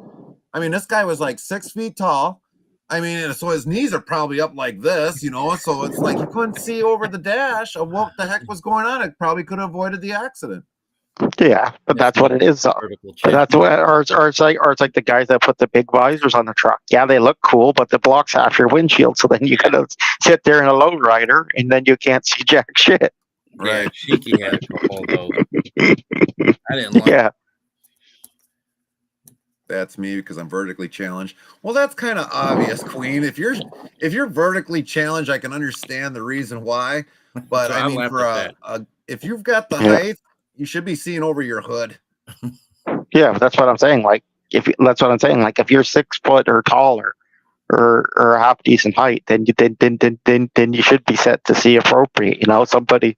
There's one girl I know that she drove truck. She was like 4'11". It's like that's a totally different scenario. It's like hats off to you that you can do that. Right. Having that many years I got, I'm sitting up in the chair and I'm watching all my mirrors, every freaking one of them, because I deal with all them cars. You do too, Gary. Yeah, I imagine you do too, there, Lone Star. We all are. We're probably watching every mirror, probably about like every less than a few seconds. Mm-hmm. So it's like, if you figure, I think was it the last time? I think it was like 28 to 3,200 decisions we're making in a minute. Mm-hmm. So I mean, it's like that's probably everything from watching mirror from left to right, gauges, everything, So I mean, it's like we're doing that much in amount of time, so we're really multitasking multiple things while we're going down each mile of the highway. Yeah, I'm always watching that left mirror. I'm always watching them because they're going to come flying. You can see it's coming. They're flying to get up to ahead of you because they see that exit when there's nothing behind us. Right. Yep. It's like having the speed limiters on the truck. Right in Canada, it's the same thing. Everybody's in a rush to pass the truck because they know. Yeah. Because they know it's 65 miles an hour, something like that, depending on the truck, depending on your ECU. Everybody's going to sit there and blow by you because the other guy's in the hammer lane doing 70, 80 miles an hour. Yep. Yeah, I'm telling you, man. Or they got to pass you with 3 lanes of traffic just to hit the off ramp. Yep, because the time within the 5 seconds is important. Oh, yeah. And then people will sit there and say, "Well, sit there." Yeah, they stop there and sit there, and they'll be like, "Well, how come one truck is passing another one all the time?" And it's like, because drivers are paid by the miles, and people are impatient to slow down 1 mile an hour and just follow somebody safely. So say you're going to take 10 minutes to make the extra 20 cents. Yep, I've seen truck drivers out there. So Racing Queen says, I don't trust a good chunk of our truckers. I've never known when they want over. Well, if a lot of them are using their turn signals, Queen, that's a good indication. Mm-hmm. Yep. But that's if they're using their signals. That's if they're using their signals, and I know he's also from Canada as well. That's what it is. They do the same thing up there. They're doing the same thing up there, not using their turn signals. No, they Yeah, always there's do. tons of people that don't use their turn signals.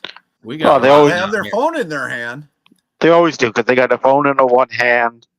They got the phone in the one hand. They're sitting there on a video call with somebody, and they're sitting there driving. Do you And see your police, or if that's what you call them up there? Do you see them pulling people over for not doing that? no, yeah. Sometimes it all depends on it. Like our police, our Department of Transportation is a little bit more strict than the U.S. in some aspects Yeah, because I figured. because like the truck's having the speed limit, everybody goes, well, you can go and pull it out because I own the software for these different engine companies. I'm like, yeah, I can pull it out, but the issue is I pull it out and I go into a scale. The first thing some of these officers will do is go plug the computer in, and the guy will say, well, you pulled that out. Well, like there you go, there's a $5,000 fine, so there's a whole week of pay you lose.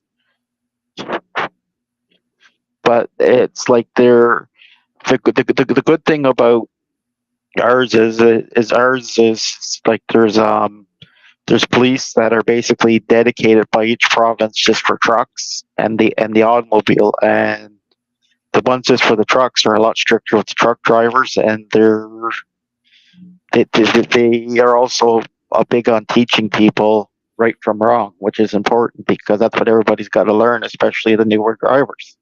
Yeah, they did one of our drivers. They did checked his speed to plugging it in, and they found out he was speeding over there. They didn't like that too much. Yeah, Nope. when it comes to the new ELDs, they can check a lot of things about the truck is what it's getting to Hmm. be. Yeah. Yeah, that's what's getting to be, and that's why these guys are like that's half the reason why I said, like, you see in the glider band, even though you can still build them, it's like that's why half the reason why you see it is because part of the glider ban was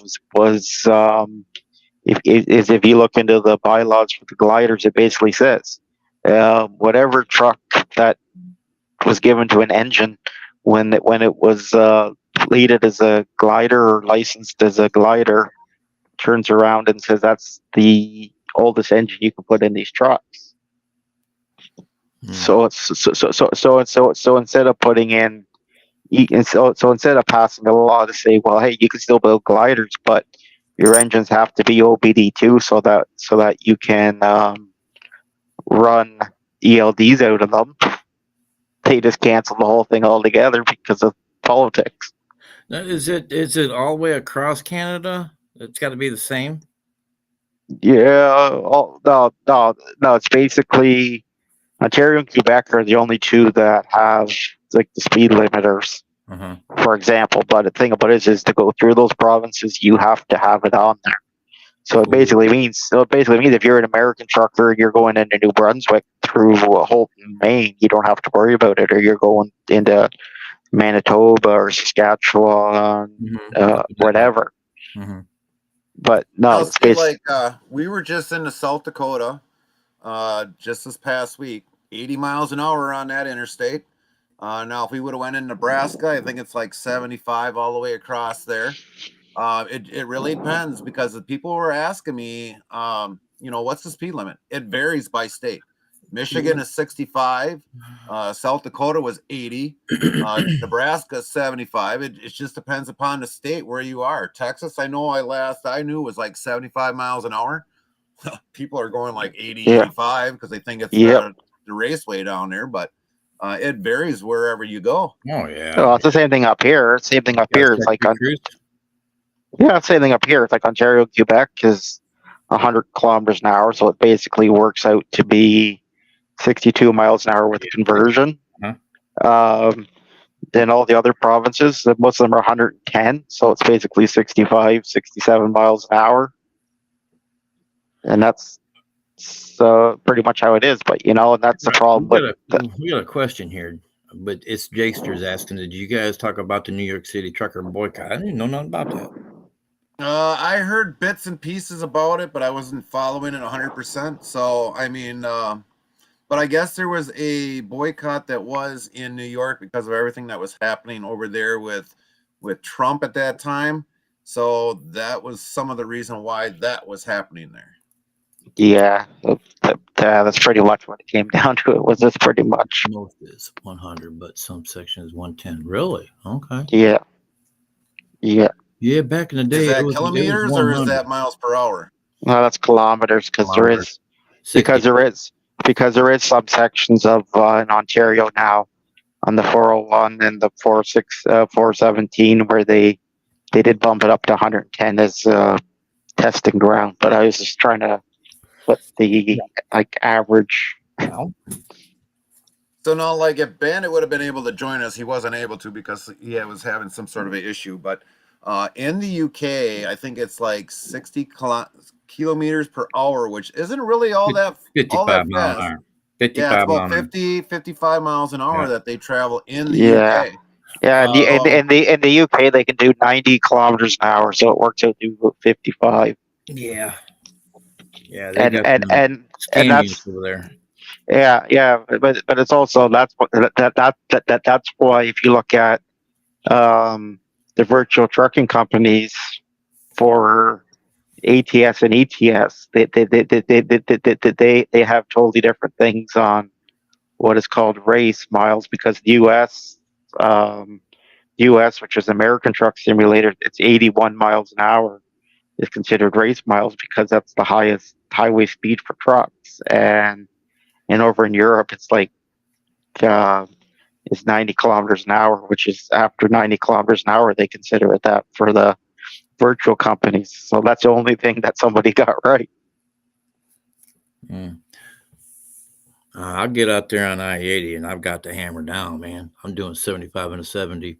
Bears, Yeah, because I mean, Bears don't even look except for at me. when you come into Indiana, then you got to back it down to at least probably Well, when I get into 65. Michigan, I back it down to normal speed. You know, when I Right. get into Michigan, it Yeah. says 65. I'm doing 70. I make sure that I do my cruise at 70. You know, because I don't need a ticket. My license is clean.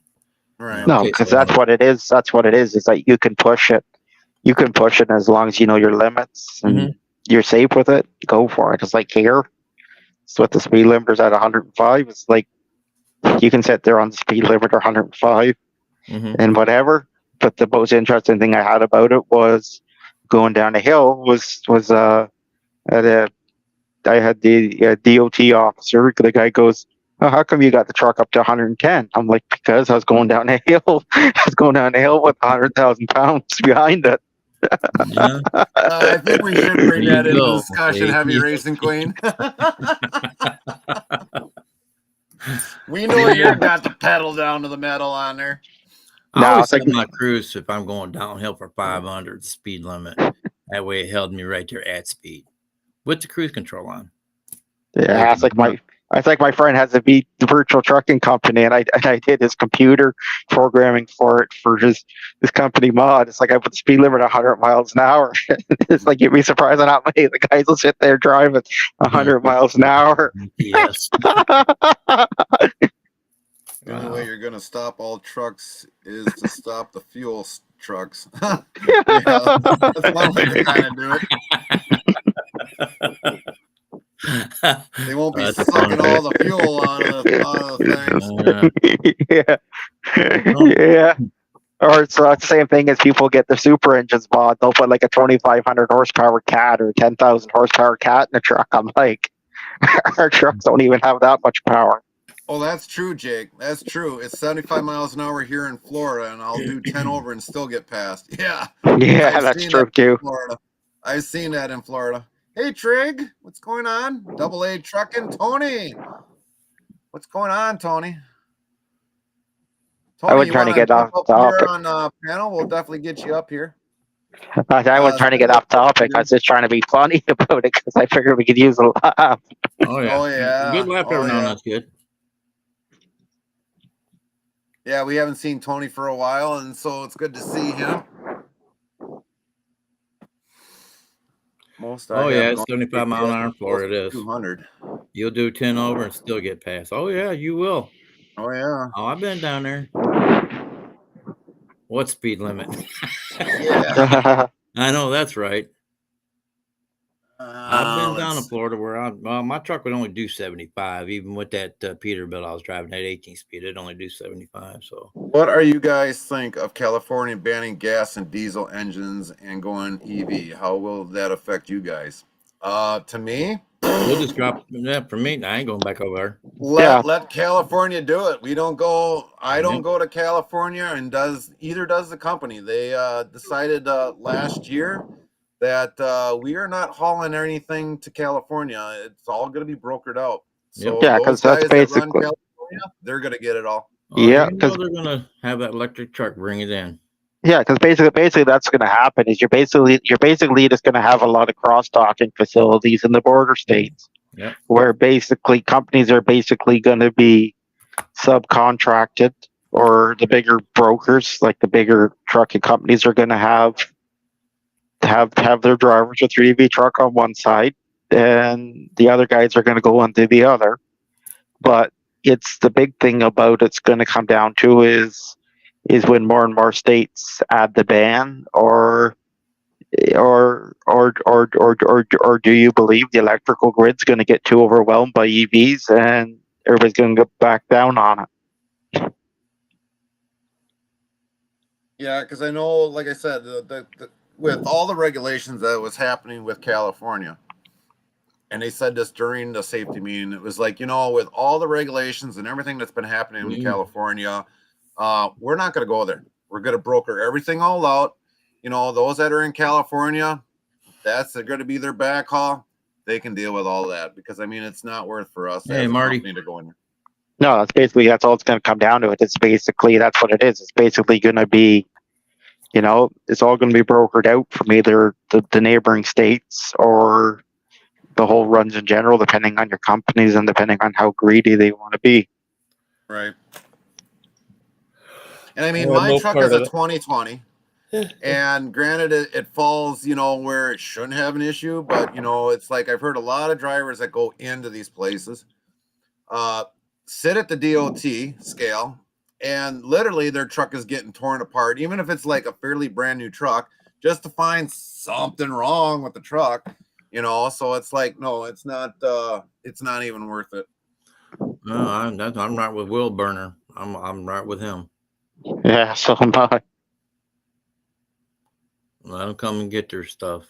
That's basically what it says. Let them come and get their stuff, because at the end of the day, that's all that could be done. And it's the bordering states could eat up on this. They could make a bunch of warehouses right at the border.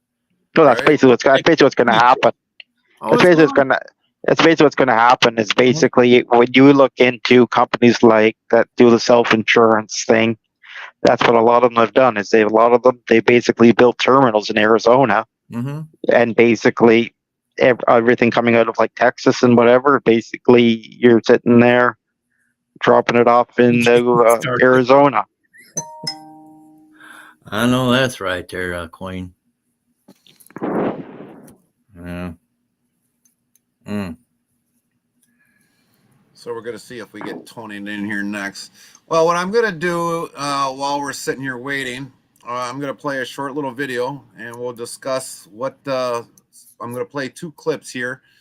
Some of the things that we as drivers might deal with. Some of them may have, some of them may not have, but I'd figure I'd throw these clips in here. So go ahead. Quick standby. Right there is where it's leaking, right out of there.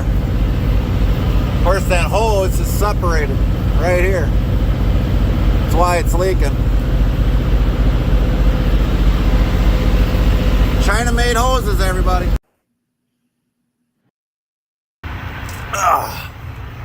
Hello, everybody. So here was the issue. If a lot of you see this actually slipped out. So we put a temporary fix with 2 zip ties going the long way and 2 going around this fitting right here, so that this can't slide up and then eventually pull this out and loosen this up. So we definitely got a temporary fix here, but what probably caused it was because of these lines being so tight to each other, when this trailer flexes up and down, it actually tears these out. So it's kind of bad that they make these like this and or so tight, because I actually took this one off to hold this here, and eventually this is supposed to all flex, but it doesn't flex all that well. And when this trailer goes up and bounces up with this airbag and it goes fully up, it's just a pain in the butt. So this is what we did for a temporary fix right in here. Stuck two zip ties this way and here so that we can get off the actual highway. And for some of you that did watch the live video of that, we've got pretty far distance just to get up here. So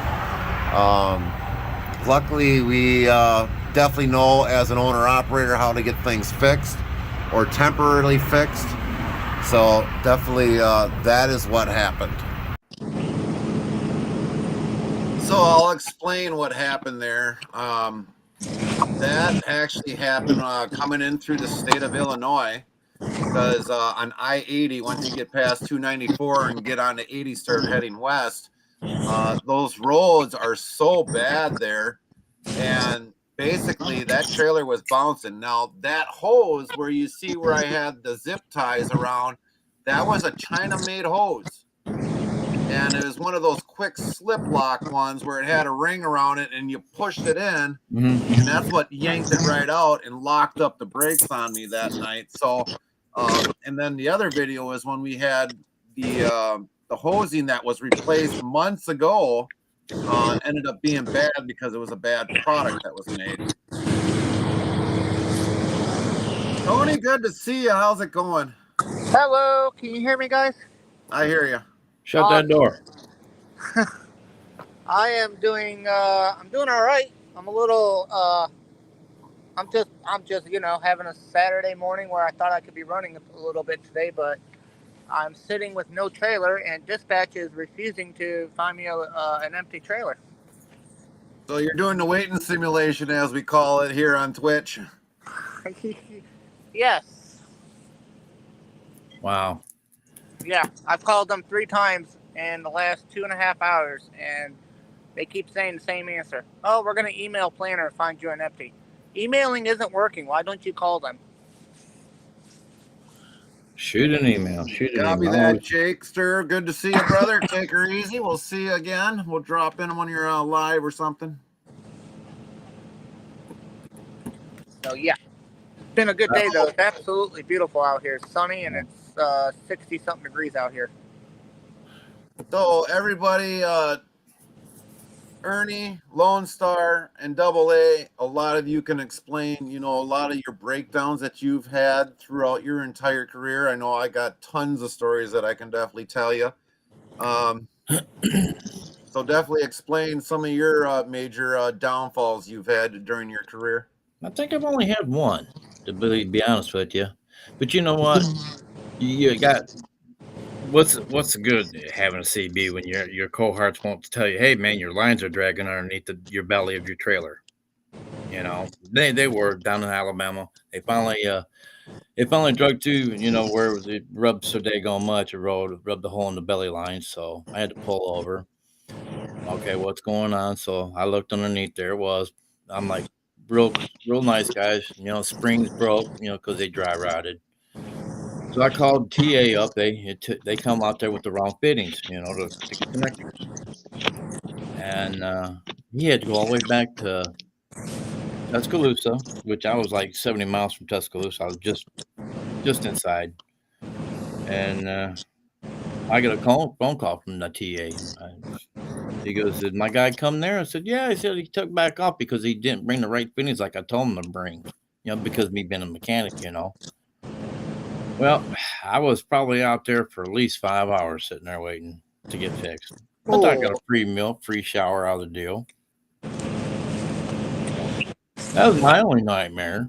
Any other type, I fixed it myself, like you did. That was really smart.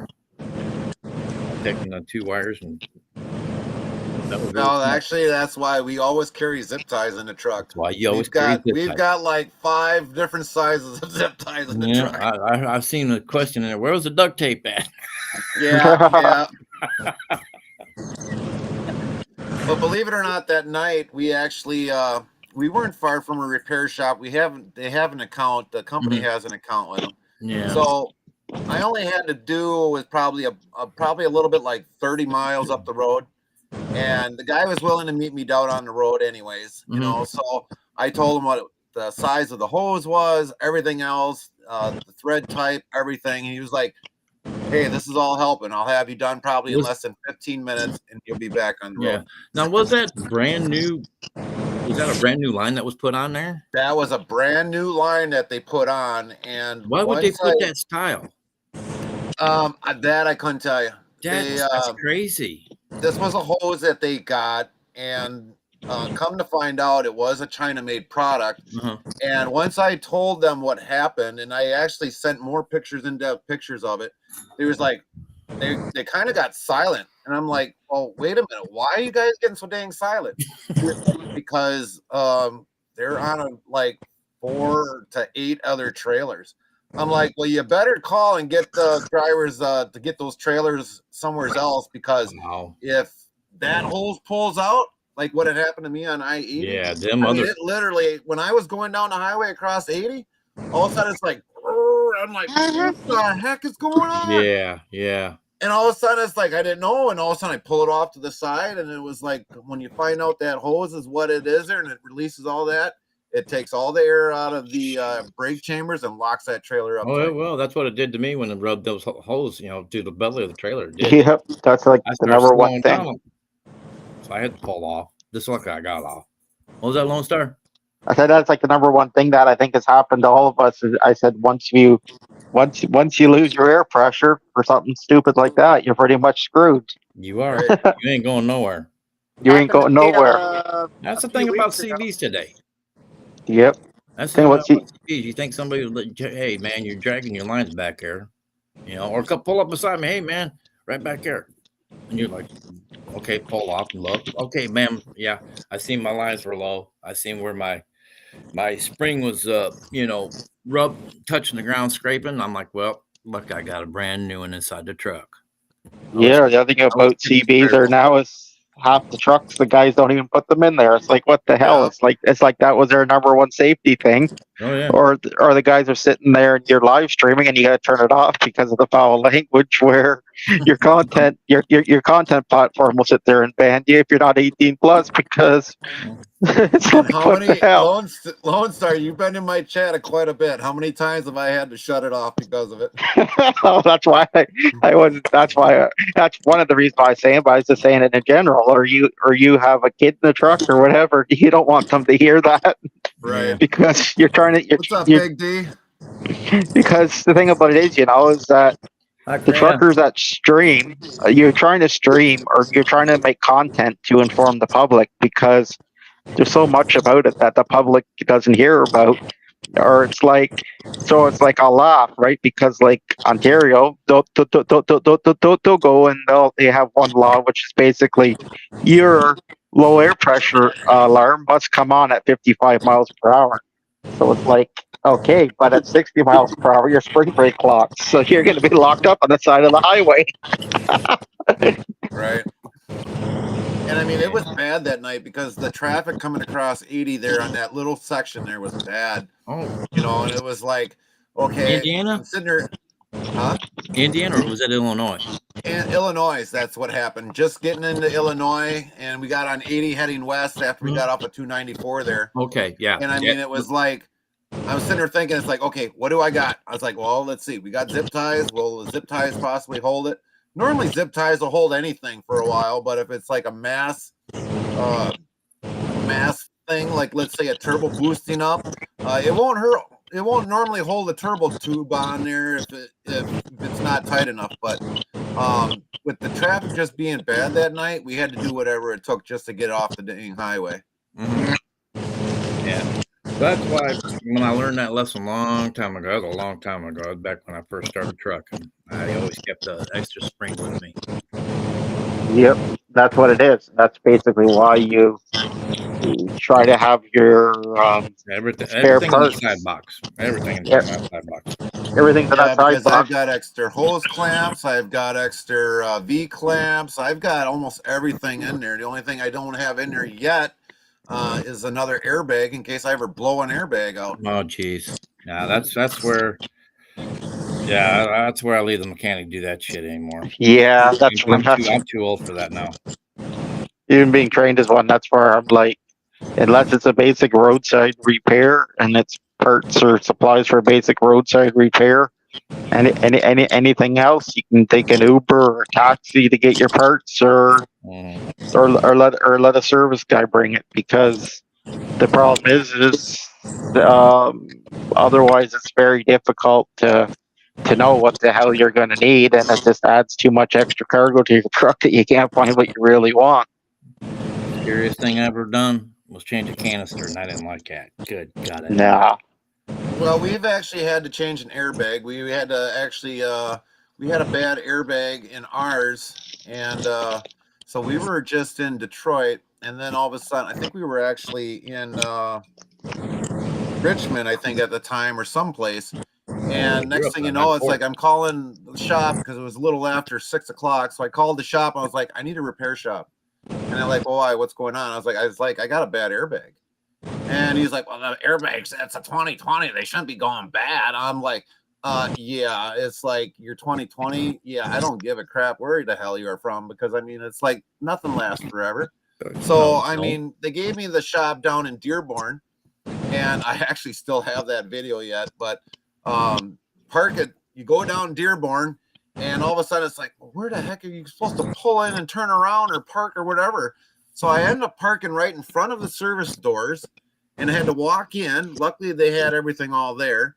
So I got the airbag, I got all the hardware and everything else, but I didn't get any brand new hosing or anything. So it's like, nope, everything's all here that you need. You'll have the bolt for the bottom. You'll have the two nuts up on the top to bolt into the frame.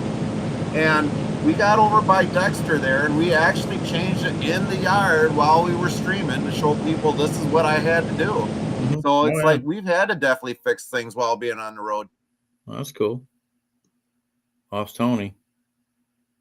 Yeah, he's back. I was going to ask him where in the hell was he at. There he is. There he is. Where in the hell you at? Had a phone call come through. Oh, where you at? Where am I at? Yeah. I'm in Indiana. Indiana? Where in Indiana? Just south of oh crap, what's the name of the town? What interstate you on first? 65. 65. So you passed south of Indianapolis or north of Indianapolis? South. South? Oh, there's Yep. many of towns after that. Oh, yeah. Verno, Verenor, or something like that. I've heard North of it. Vernon, I think that's the name of the town. I had to Journey drop Mount off Vernon? at DC, so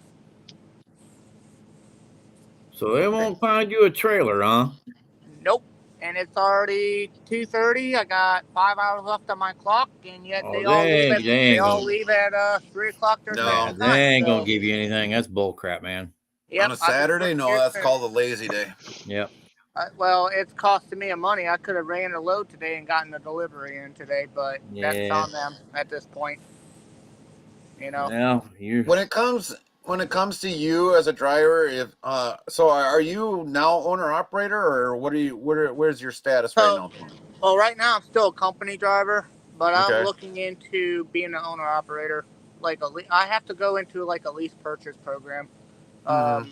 but I have to make sure I get in with the right program, so I'm not getting lowballed on money Right. or miles. Right. You know, I don't want to.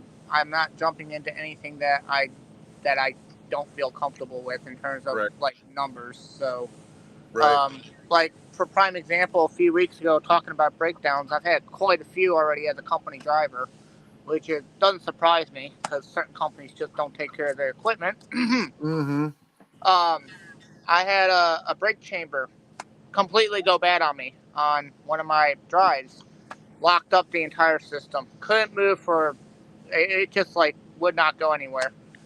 So I get on the phone with dispatch, tell them something's going on. They said put in DVIR, so I put in DVIR, which is a daily vehicle inspection report.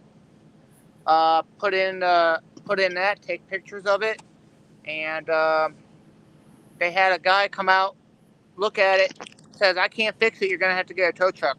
Well, funny thing is, I told the company that you're gonna have to get a tow truck from the get go. You know, because I knew it wasn't gonna get fixed on the side of the road. With Was the the brake, chamber rotted, or what was the problem with it, or was it leaking past the rubber between the rubber diaphragm? something on the inside broke. A spring. He tried to bypass it, but he couldn't bypass it because the spring on the inside broke or something like that. He was telling me.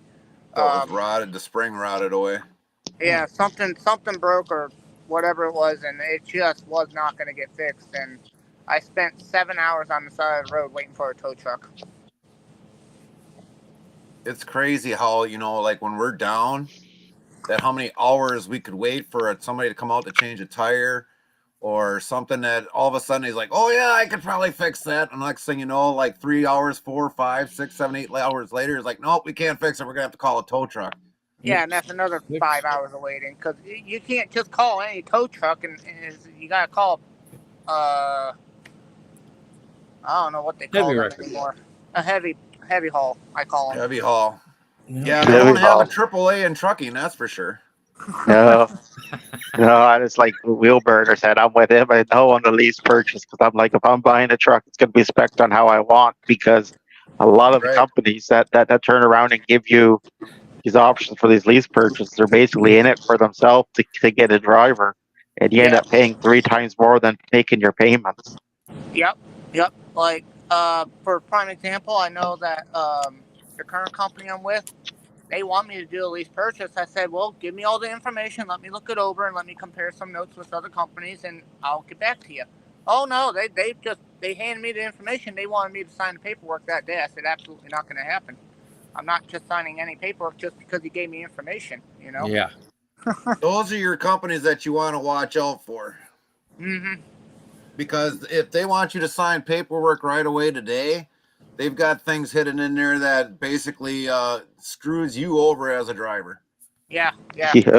Yeah, that's basically what I say to anybody. I say, save your 5 or 10 grand, put it down, spec a nice used truck that you like, and that's to your specs, and you further had to do it, because there's a lot of finance companies, even if people got rocky credit, that'll still give you a 10% interest loan, and it's still better than 99% of these lease purchase programs, unless you get a half decent deal. Yeah. And I know, like, some companies, they'll give you a per mile rate, while others give you like an 80% gross of what the truck makes, and others give you 75%. I don't know really which one's a better deal on commission wise, on how to make money off of those. So that's where it kind of is tricky for me, you know. Well, if they're giving you 80% of the load, that's pretty good. Yeah. The thing is you got to make sure that they still include the fuel surcharge in there. If they don't include the fuel surcharge on there, you're not going to be in that business very long. Nope. That's one of the things with where I'm at. We get a percentage of the load, we get the fuel surcharge.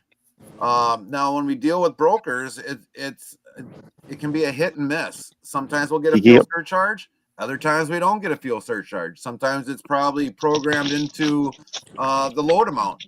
But the fuel surcharge, that's your important. If there's nothing about fuel surcharge, I'd be a little bit concerned about it. Well, the thing about it is your fuel surcharge is the fuel surcharge. You can actually make money off of that fuel surcharge, depending on what kind of truck you're driving and what you're running for fuel economy.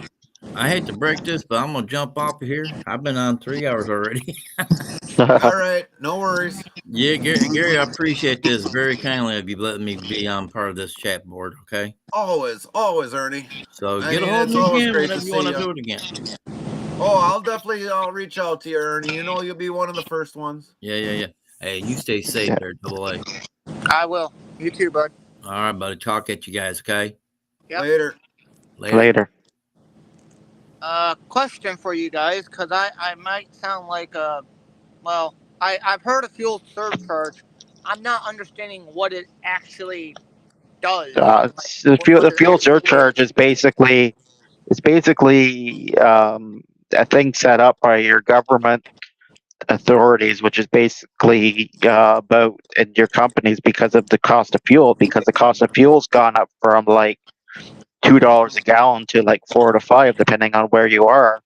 So the fuel surcharge is all set up to um, basically offset the increased fuel cost and make it a little bit more affordable for drivers to stay in the business. Because without fuel surcharge, 99% of us would be broke.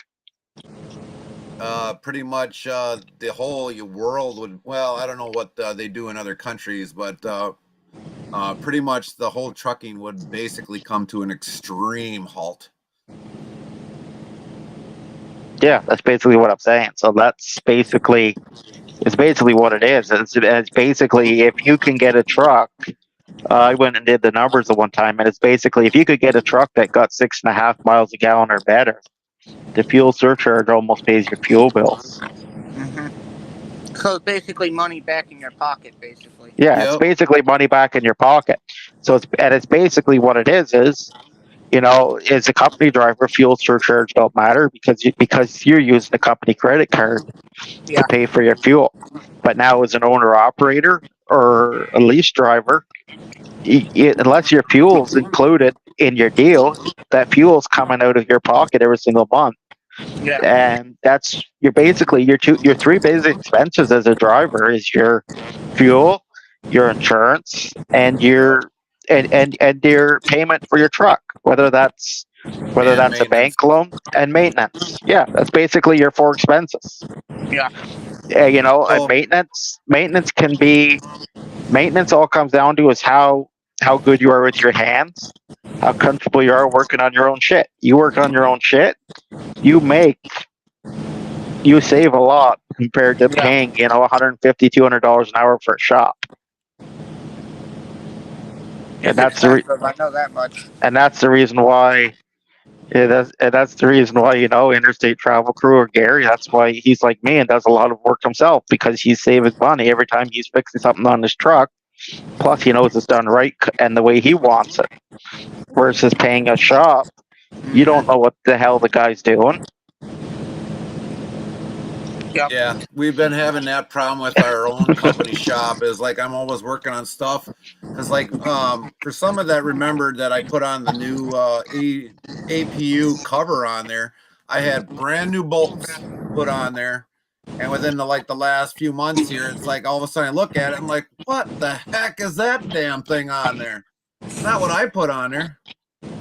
No, and I don't mean it to point fingers at you. I just mean it in general about the industry. Yep, I get it. I get it. No worries, Lone Star. I know. You know, I got pulled into a weigh station a few weeks ago, and I was told to change out my airlines because the officer didn't like the looks of the the hoses. He didn't think it was going to hold much longer, and he said, Down on the bottom there where it might rub on the deck. "Yeah, yeah." Yeah. yeah, And I said, "Okay, well, can I just bring it up a little?" He said, "You're not allowed to touch it. I want a certified person out here to change out your air springs or your airlines, and I want new springs put on that trailer before you can move." yep. Like, you Because have got to be joking me. no, because at the end of the day, the air brake systems on those trucks, unless you're licensed for them, you're not supposed to touch them unless it's an emergency situation where you're broken inside the side of the road. Because Right. it's like me, I literally have to write a government test every single year in order to say I know the adjustments, I know how that system's set up. Yeah. Because I said to somebody, it's like your car. You run your car with a brake fluid, you go hit the brakes, your car's going to the ditch. The truck, it's the same thing. The air is the life of your truck. Yeah. The air is what makes your truck do your thing. And It the air Go ahead. system's like one of the most critical of components of your truck is your Yep. air, your brakes, your tires. Anything Yep. else is like not a big deal. Yep. I know the other day I went to unhook from a trailer and I got out from underneath the trailer. Everything was fine. I guess I didn't press in the air, the tractor brake far enough, and it popped out, and it just stopped me dead cold. And I was only going like 5 miles an hour, but it felt like it just stopped right there and then, without any warning. Now No, imagine that doing about 65, coming out, starting to start heading out when that line, that video, and all of a sudden it's like that hose blew apart on there because of that little O-ring in there that would held it together. Now imagine doing that and coming to a screeching halt, like wondering what in the hell's going on here. yep, That yep, and the damage that does to your truck or your trailer because yeah. it'll pull your whole truck. And if you're not paying attention, it'll sit there and flat spot your tires. And then Yep, and then there you go. You've got to get a new set of drives. You got to get a new set of trailer. trailer. So there you go. There's like at $1,000 a tire. There's a Okay. $20,000 $1,000. bill. Yeah, Oh, it that had that $1,000 same per thing tire. happened to me One in tire. Florida too. yeah, one tire for a truck, depending on what you have, can be Oh upwards of hell. $1,000. That's basically why I say, before you jump from company to owner operator lease purchase, you have to be 100% sure that Mm-hmm. this company's transparent on how they're paying you, Yep. or that's the reason why it's like as Will Burner said in the other chat. He basically said, he'll give somebody $10,000 US if they can finish a lease purchase program because 90% of them are made to screw the drivers. Yep, Well, you're basically there making the payments for them, You're basically. basically sitting there making the payments yep. for them. So basically, if you can drive for a year, spend a little bit more time on the road, live in the truck, save half your thing, you can still go inspect a 2020 truck and Yeah, and and do payments on them, and then you're the boss. If you're Yeah. not happy with the company, you can tell them to go hoof it. Yep. Yep. And and I that's the mean, funny thing if you don't have an apartment at home, or you don't got a family, I mean, you could literally save your money in the long run if you don't have, like, let's say, an apartment to worry about, other expenses at home, and you're just living mainly in a truck. I mean, save your money as much as possible. Yeah, and I Yeah. don't mean it to lecture anybody. I just mean, I look at this as, is that it's more an information session because we didn't get Bandit to come here to talk about the UK and stuff. So it's more and more like just a general chat to inform the public on what life is as a trucker. Yeah. Yeah, And And that's what I try to do. Like myself, like all my trucks are all pre-emission.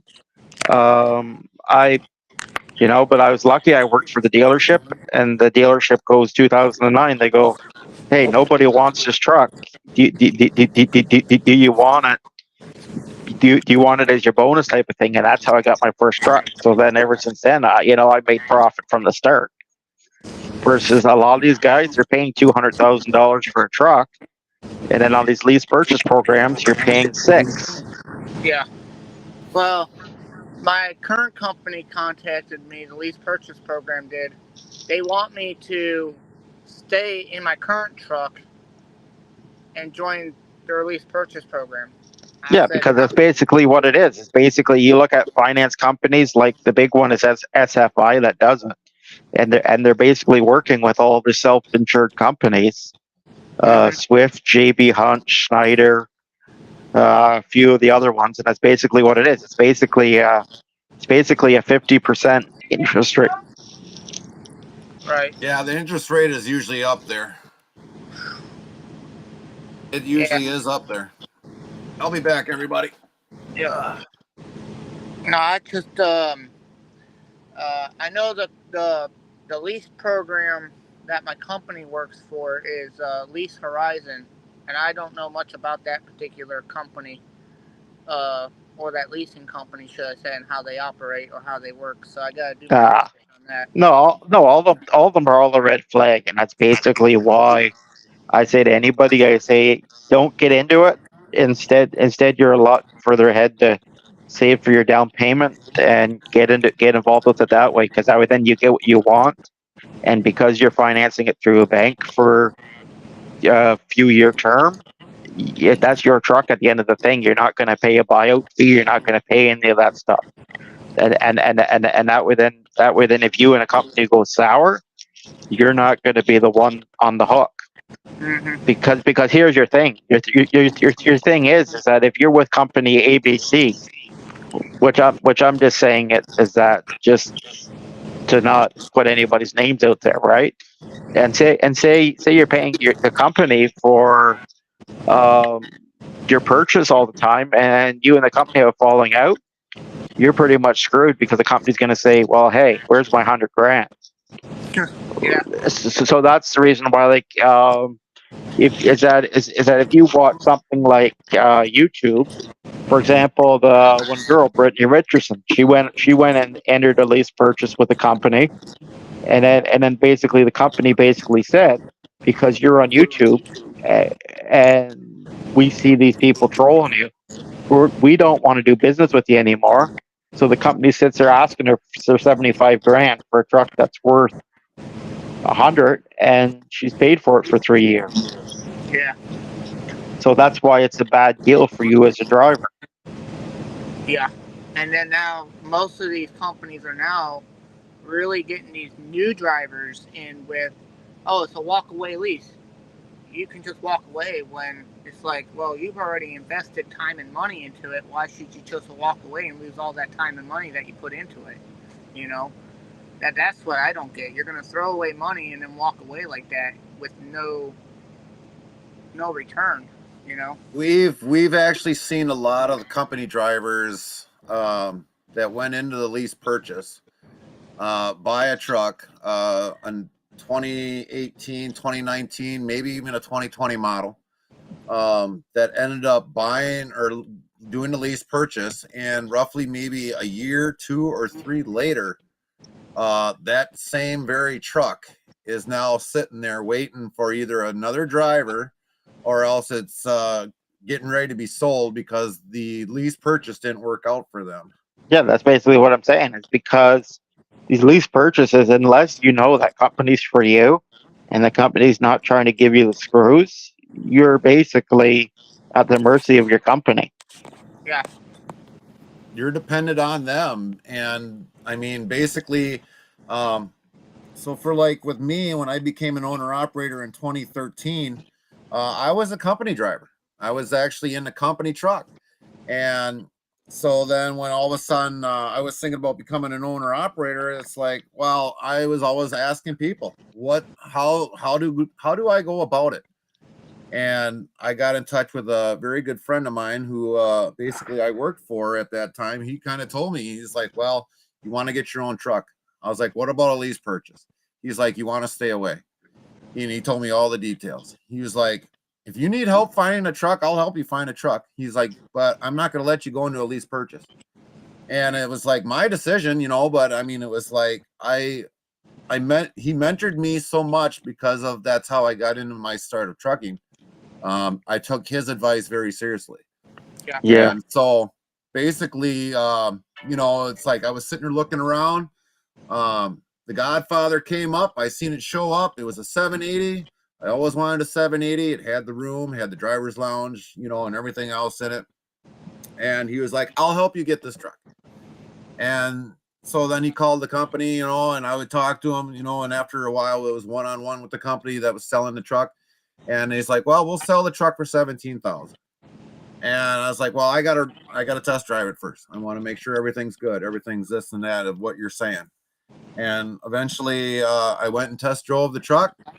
Thing ran great. Of course, I should have done some better inspections on it, because with the Volvos, you can find out what the mileage is. It's logged in deep into the computer, but you can find out what the mileage was. They ended up changing out the the display on it, and it was the wrong display, so they never corrected it. So they sold it to me actually with less miles than originally on there. But I paid $17,565 and some odd cents for that truck, and that was the first truck that I ever bought right away. No bank owned it except for me, and I was going on vacation. So on vacation, they were supposed to put the people net in and everything else, which took a while to do. But ever since then, I learned it's like if you're gonna buy a truck and you get into being an owner operator, it takes a lot of risk. You've got to manage your money. You got to balance your budgets. Yep. You got to make sure you got your maintenance program, your tire program, and anything else there, your heavy vehicle use tax, and everything else. And you've got to be really good with doing business and make good business decisions as an owner operator. The one thing that I've learned and just noticed that what I'm trying to do, even though I'm a company driver, fuel is the biggest thing I'm trying to manage myself. And even though I'm a company driver and I don't got to pay for it, I'm in my head saying, okay, you got this many distance, do you need to fill up? No. Good. Okay, my next load, how many miles is that? Do you need fuel, and how much fuel do you need to actually kind of make it there, or have enough for your next fill up to your next load, or vice versa? Have enough for half the week, if not more, but then try not to fill up towards the end of the week. That way, it doesn't cut into your running costs as much. Fuel is fuel. Fuel is something you got to pay either way. It's the big thing about fuel is you just have to be responsible and make sure you're buying it in the lower tax states to pay the less price, because then you end up paying for fuel in IFTA instead of paying for it in the taxes. Right. Yeah, because you always want to be in a lower state, because if it's higher in another state, yeah, that comes out of your pocketbook. Yeah, because that's the difference. The difference is, say, like in Canada, I'll pay probably $7 a gallon. So with exchange, that'll be about $5.50 US. So if I go to like upstate New York with a load, and I pay $4 a gallon over there, that's $1.50 on every single gallon that I'm putting in my pocket. That makes sense. Right. On why I don't know if you guys have heard of this YouTube channel, Trucker Josh. He's always buying his diesel when he can in the States rather than Canada. Yeah, no, that's basically why. Because it's like Will Burner will tell you. There's guys that literally went to Sault Ste. Marie, Ontario, at a truck stop, and the guy turned around and he went and filled up at. If you went and filled up on the other side of the border, you would have probably pocketed $200 in your pocket. Well, that may not seem like a lot, but you times that by if you put 2 tanks a week in your truck, that's $400 a week. You times that by 52, that's a lot of money out of your bottom line. Yep. Yep, sure is.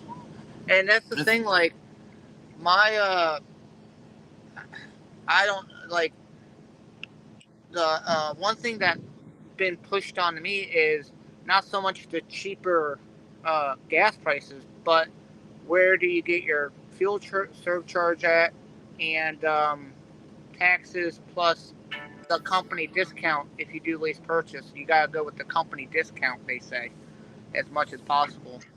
Yes and no. I don't know if that's wholly liable in certain cases. It's what it is that when you sign on as an owner operator with a trucking company, the trucking company will turn around and say, well, hey, they'll buy fuel at rack prices with certain companies, and then they'll say, so you'll pull into like Love's, for example, and you'll see the pump price at Love's for say $5 a gallon, but because the company's buying in a bulk through Love's, the company's paying Love's for. So they're basically just saying, you're going to make an extra $1 a gallon, but then you've also got to look at what's the other guy in the area? Because if there's a guy across the street, say a Flying J, selling it for $3.50, it's still costing you money and you're still losing. Yeah, because the ad with Lone Star there, like with us, I mean, we deal with like Loves, Flying J, Pilot, which are combined companies. Petrol TAs are combined companies. It's like because we're such a huge fleet. Um, Normally, let's say if it's like $5 on the pump price or on the sign, we might be only paying like maybe $4.98, $4.97, or it depends upon what the incentives that company is willing to give us for fuel because of the fact that we always buy so much fuel from them. So that's where that comes in. But like our yard fuel, that normally comes in about 7-8 cents way cheaper because we always buy bulk in our yard fuel too. So like when I get back into Wisconsin, I'm always going to Quick Trip. Quick Trip's always but it's better fuel in my opinion, and it's a lot cheaper than any of the companies that are in Wisconsin, like Love's, Pilot, Flying J, and all them. So I always try to buy the the fuel from them because it's just way better quality. Well, the thing about it is that the thing about it is companies like QT and companies like Quick Trip actually filter their fuel before it goes to your truck. So because of that, you don't end up with fuel filter issues and stuff like that. So I'm again, actually glad you guys mentioned that because I actually had a fuel problem when I worked with U.S. Express. I went to go fill up in New Mexico, and my truck just wouldn't start because there was crap in the fuel system that clogged the fuel injectors and the fuel filters and all that stuff. It just killed it. So, and they found out yeah, which gas station I filled up at and contacted them, and I don't know who ended up paying the bill, but it was a big problem for me and a big problem for my company that the quality of fuel wasn't good, you know? no, but that's just it. That's why like companies like Quick Trip, Casey's, QT, that are offering good quality filtered fuel. At the end of the day, even if you're paying another couple cents a gallon, it's going to save you money because you're not going to sit there on the side of the road waiting for a roadside assistant guy to come bring you fuel filters and paying him to change them. Yeah. But like you have to take all the stuff into account. It's not just the pump price. It's what am I getting for the pump price? Yep. Yeah. And as an owner operator, how often do you need to clean out your fuel tanks to make sure there's no crap on the bottom of your tanks that'll get sucked in? How often do you need to clean out your fuel tanks, like manually? You're talking about like sludge and stuff. Yeah. Well, I don't know if you've had this problem, Lone Star, but have you ever had an algae buildup? Yeah, because the algae buildups are basically because of the biodiesel blend. So basically, if you can avoid biodiesel the best you can, it makes a big difference as well. And that's the difference is some fuel suppliers or some states have a percentage of biodiesel that they require. Mm-hmm. Mm-hmm. And then But otherwise, on the other part of the question, how many times have you cleaned out your tanks? I've only basically ever had to clean them out because of stuff like the algae problems and stuff like that. Other than that, you really don't have to worry about it. I mean, as long as you keep the stuff out, when you first open the cover, because like with me, I think there was only one tank that I think in my, I'm trying to think what truck that was. I think it was the Godmother. That I actually literally had to throw something down in there to kind of clean out the tank because it was really bad and dirty. So I mean, I just dropped the plug out, dropped an oil catcher down underneath that, and just let it go to town and just cleaned it out the tank. But Yeah. normally for that, I've other than at one time, I haven't had to really clean anything else out other than if I noticed an algae problem. No, it's basically your tanks. You never really have to clean them as long as you're getting a good quality fuel and as long as you're um as long as you're using like a half decent additive with your fuel, especially in the winter time. Right. and everybody will tell you this additive is the best, that additives are the best, and it's like you realize with trial and error, different additives have different results depending on how your truck is set up. Yeah. Did you use that additive that I suggested to you, Lone Star? Yeah, because I was actually testing it, and like that additive is quite good. Say with trucks that are Cummins powers or the Detroits, they love that additive, and it actually does like increase in the fuel economy and stuff like that. Yeah, that's the only Uh, additive I will ever buy. If I run out, then I'm gonna be a sitting duck. yeah, now stuff like the House and stuff like that. It's great with Caterpillar engines because it's an older thing, and the Caterpillar's an older engine, so they kind of get along. Yeah. But no, as far as fuel goes, it's more about changing your filters. Like every single oil change, I'll change it. I'll change out the fuel filters. Have you ever used seafoam in your fuel tanks to counter the algae? No, I've never used seafoam. I've used the diesel power service for it, but the seafoam is not really made for stuff like algae because No, seafoam is more just a petroleum lubricant that's made to help stuff work better, like your injector pumps and stuff like that. So it's I not can't really. remember. I can't remember the stuff that I use for the if I ever encounter an algae problem. I think that bottle's actually I haven't used it in so long because it was like it's one of those bottles that you squeeze where it goes up into a thing and then you just dump it into the tank. But I haven't used it for so long, and I couldn't tell you what it is anymore. But I've never used seafoam for that. I've always kept the seafoam mainly for gasoline engines that sit for the winter months. Yeah, Viking says I use that. Let's see right here. I use that and power service fuel that is very fuel up and over had issues and the ATF Dextron 3 fluid. yeah. Because the thing about it is, yeah, you can use transmission fluid. The ATF3 is a form of diesel conditioner if you really want to, because it is a good conditioner. It's the same thing as like a lot of guys still put a quart of it in with their oil and start their truck, and it'll help clean the stuff out before Yeah. they change the oil. Yeah, because even like if I ran out of anti-gel, I've even had kerosene on board, a little bit of kerosene. I usually always put in like a cup of kerosene in there. That definitely Yep. helps the paraffin wax from building up or solidifying. Well, it's the same. It's the same thing as like I say to a lot of people. If you're going to use the auxiliary bunk heaters, go get yourself a reefer tank, a small one, and if you can get kerosene of some kind, run your bunk heaters off of that because Then it's you'll got a never lot have better an issue. burn rate. You got a lot better burn rate, and you're never going to have an issue. Right. And as long as you can find a station or somewhere local on your trip or whatever that you can fill up another couple jerry cans worth of kerosene and refill it, you're pretty much set. Yeah. Because I know there's one company that'll add on to their fuel tanks and actually have kerosene just for the bunk heater. Yeah.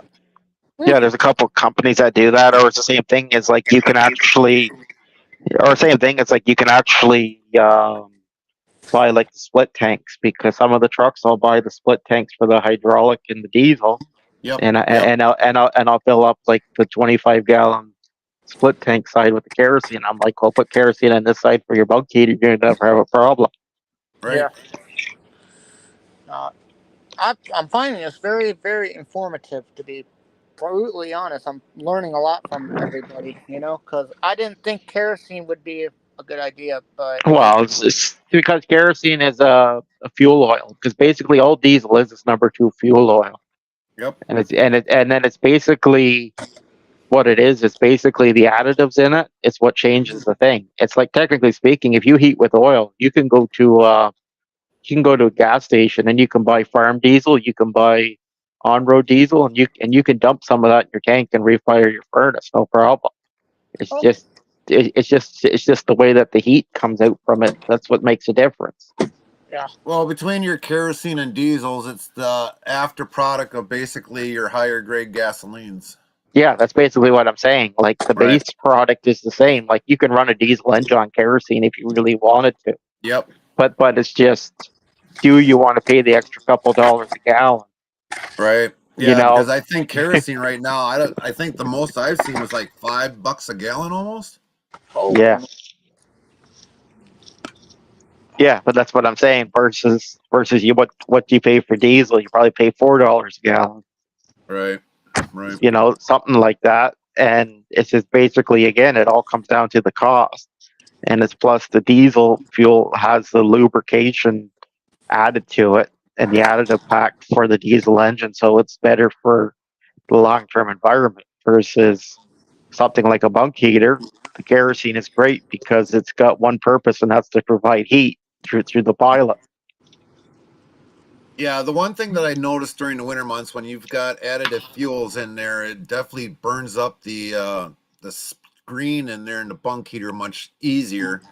Because I know we had to switch out the bunk heater this year because of a bad screen because we didn't have any more screens. So we did have a new bunk heater that we threw in there, but I definitely got to figure out a way of how to get a tank in the back there and run it so that just like stays on kerosene, so I don't ever have that issue.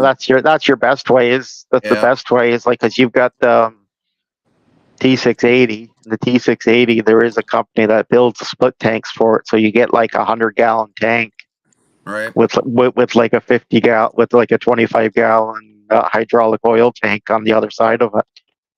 So you can basically fill both of them, and they're sitting there at the back of your cab for the access in the same port. So right. that is one of your options. And if you want to make them look the same, you can buy like a 125-gallon fuel tank as well because they got like 125. They got 125 and the 25, so you could put 125 on each side and increase your fuel economy, your fuel capacity a little bit, and be able to run it like that. But Right. that's all up Well, to that's you and one the of the things I'd pocketbook. like to do. Yeah, but I know that's something that you'd like to do. That's why I mentioned it. But it's Yeah, just because I don't it's I don't like example. only having 200 gallons. I mean, I was used to having 300 gallons of fuel on the Godfather, and all of a sudden it's like now it's like 200 gallons. It's like this trip before if I would have had 300 gallons, but Yeah. I mean now with all the emissions on the right side, I can't put a bigger tank on there. I got to leave a 100-gallon tank. But the other side, Uh, I've got plenty of room. If I could probably stick 150-gallon in there, I mean, yeah, that's the reason why I said. Well, even on the emission side, you can go up to 125, but that's about all you can get over there. right? So it's basically you can do 125 on each side with a 25 hydraulic and run that into your bunk heaters Because I is think I'd is have to is a go a good bigger option. drum in order to get that big of a tank. I can't go lengthwise, but I can put a bigger drum Yeah, on yeah, there. yeah, because the drums are a little bit bigger. Right. And so it's basically your length would be a little bit more on the left side for your bunk heater. Then it's just a matter of running the fuel lines. Mm-hmm. Yep. So the But other thing, Tony, too, is being if starting out as an owner operator, um, you got to start worrying about then if they end up doing a 1099, you got They to are. start paying That's what your own tax. taxes. You got Yeah. to probably start figuring out your maintenance. Um, Basically taking a piece of paper like this and know how to like divide it down and make sure you've got everything that you need for a tire fund, maintenance fund, taxes, federal So taxes, state taxes, business name. Um, yeah, that's what I was gonna get to you guys at was the I've had a few companies say we will put a percentage of the mileage that you get into a maintenance fund up to some say 2,500. I have another company saying up to $25,000. I said that's a little bit much, but that's not an option. That is something they do for the maintenance fund that automatically comes out of your weekly settlement. Um, and then they do that over a period of time within weeks, up to so many weeks, I think. And once you meet that threshold, that's where it stops. You can add more to it if you want. But most companies I've talked to so far, only except for one, does not do a maintenance account. Well, So, it's because basically your maintenance account all comes down to it is like see being like a trained tech, right? See to do an in frame on a truck like what Gary's got that has the probably an X15 in it. You're looking at 30 to 40 grand to do oh for an god, engine rebuild. So that's the engine reason. rebuild. Oh god, if I need an engine rebuild, I'm in trouble. No, no, You're no, but better. that's Tell you the truth, you're better off buying a whole engine instead of doing a yeah, rebuild. Tell you the yeah, truth. you are. But I'm just saying. But I'm just saying that's what it is. Is I'm just saying like for the financial aspect of it. That's the reason why the companies build up the maintenance fund so high. Or if you take a transmission out of a truck, that's 20 Oh grand.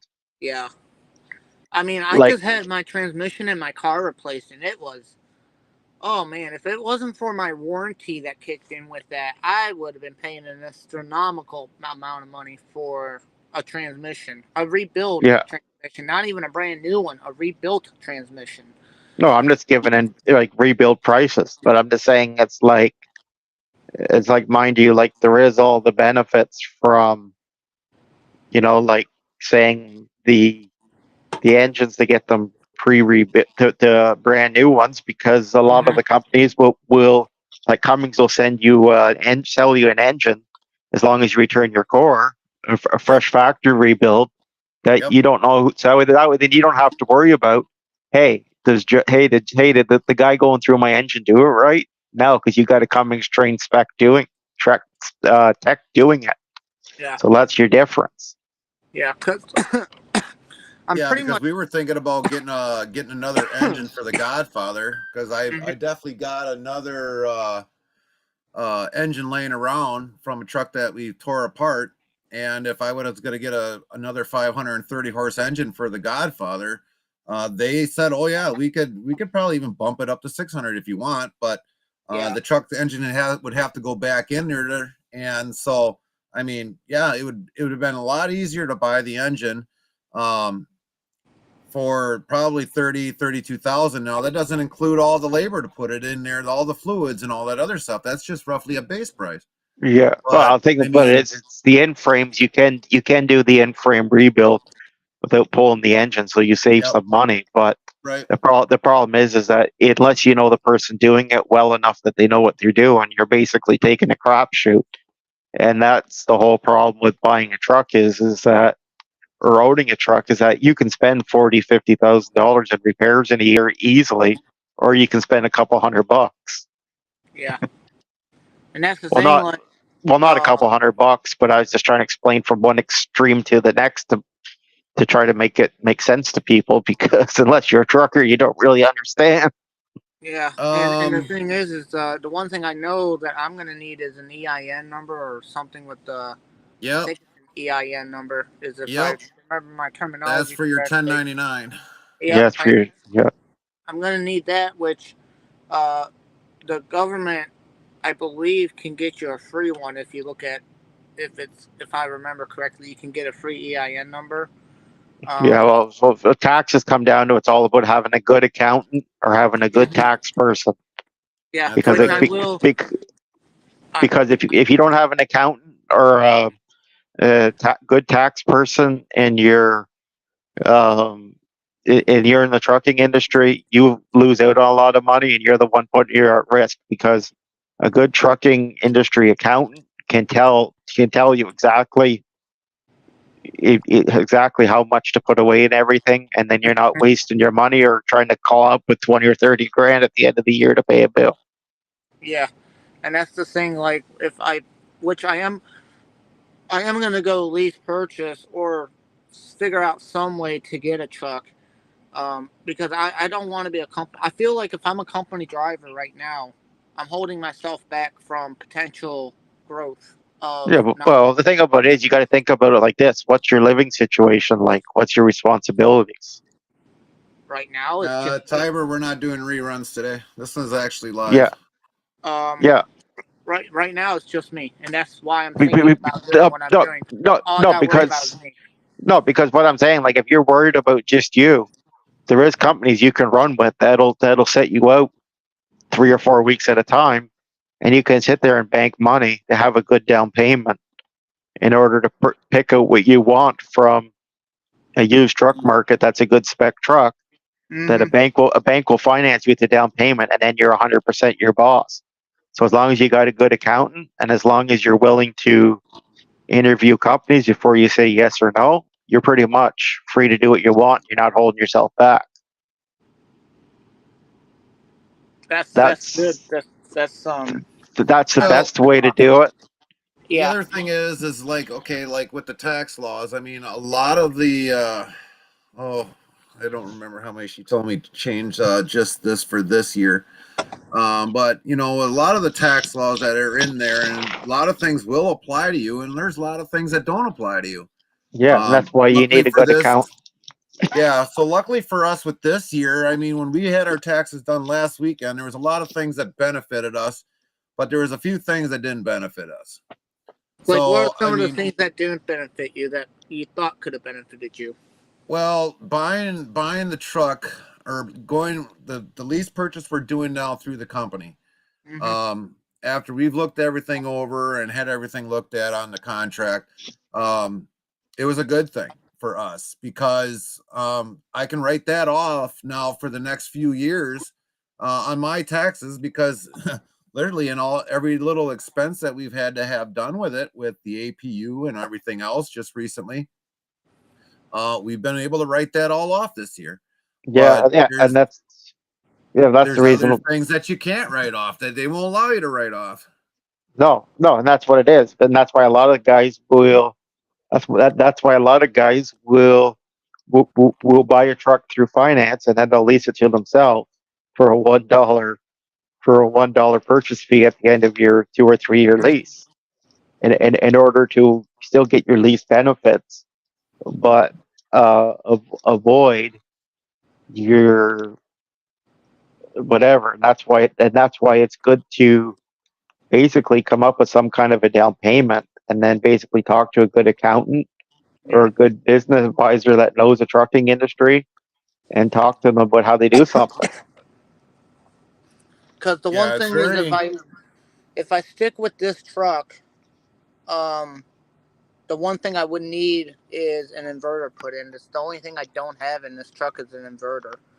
Um, well, inverters ain't that hard to install. It's just Inverters ain't that hard to install, but the big thing about it is you're a lot further ahead to have something like a green APU that's going to provide you heat and power, and it's going to mhm. heat your truck in the cold, because that's where you're going to save on your fuel, because you're not Yeah, idling your truck. yeah. That's the one thing my the who the heck called me the other week about it was I didn't run my truck at all last week on idle. I just turned it off, kept it off, and I just put extra blankets on and stuff. And the company called me and they're like, "Why aren't you idling your truck to keep it warm?" I'm like, "I don't need to. I don't need to." You No, know, I and they're don't like, need to either. I grew up in the north, but I'm saying, like, there is situations that you'll get exposed to. Like, for example, when I drove ice roads in the north, your truck's at mm-hmm. -40. So that means if I didn't have the APU keeping the engine warm, the truck would have froze up. "Oh, yep, it absolutely, would have yeah, gelled up real absolutely." quick, I'm especially in that temps. Woo!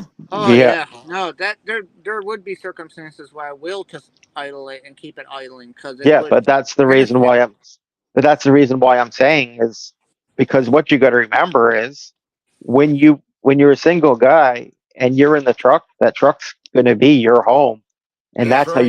that's how you're going to pay for that truck.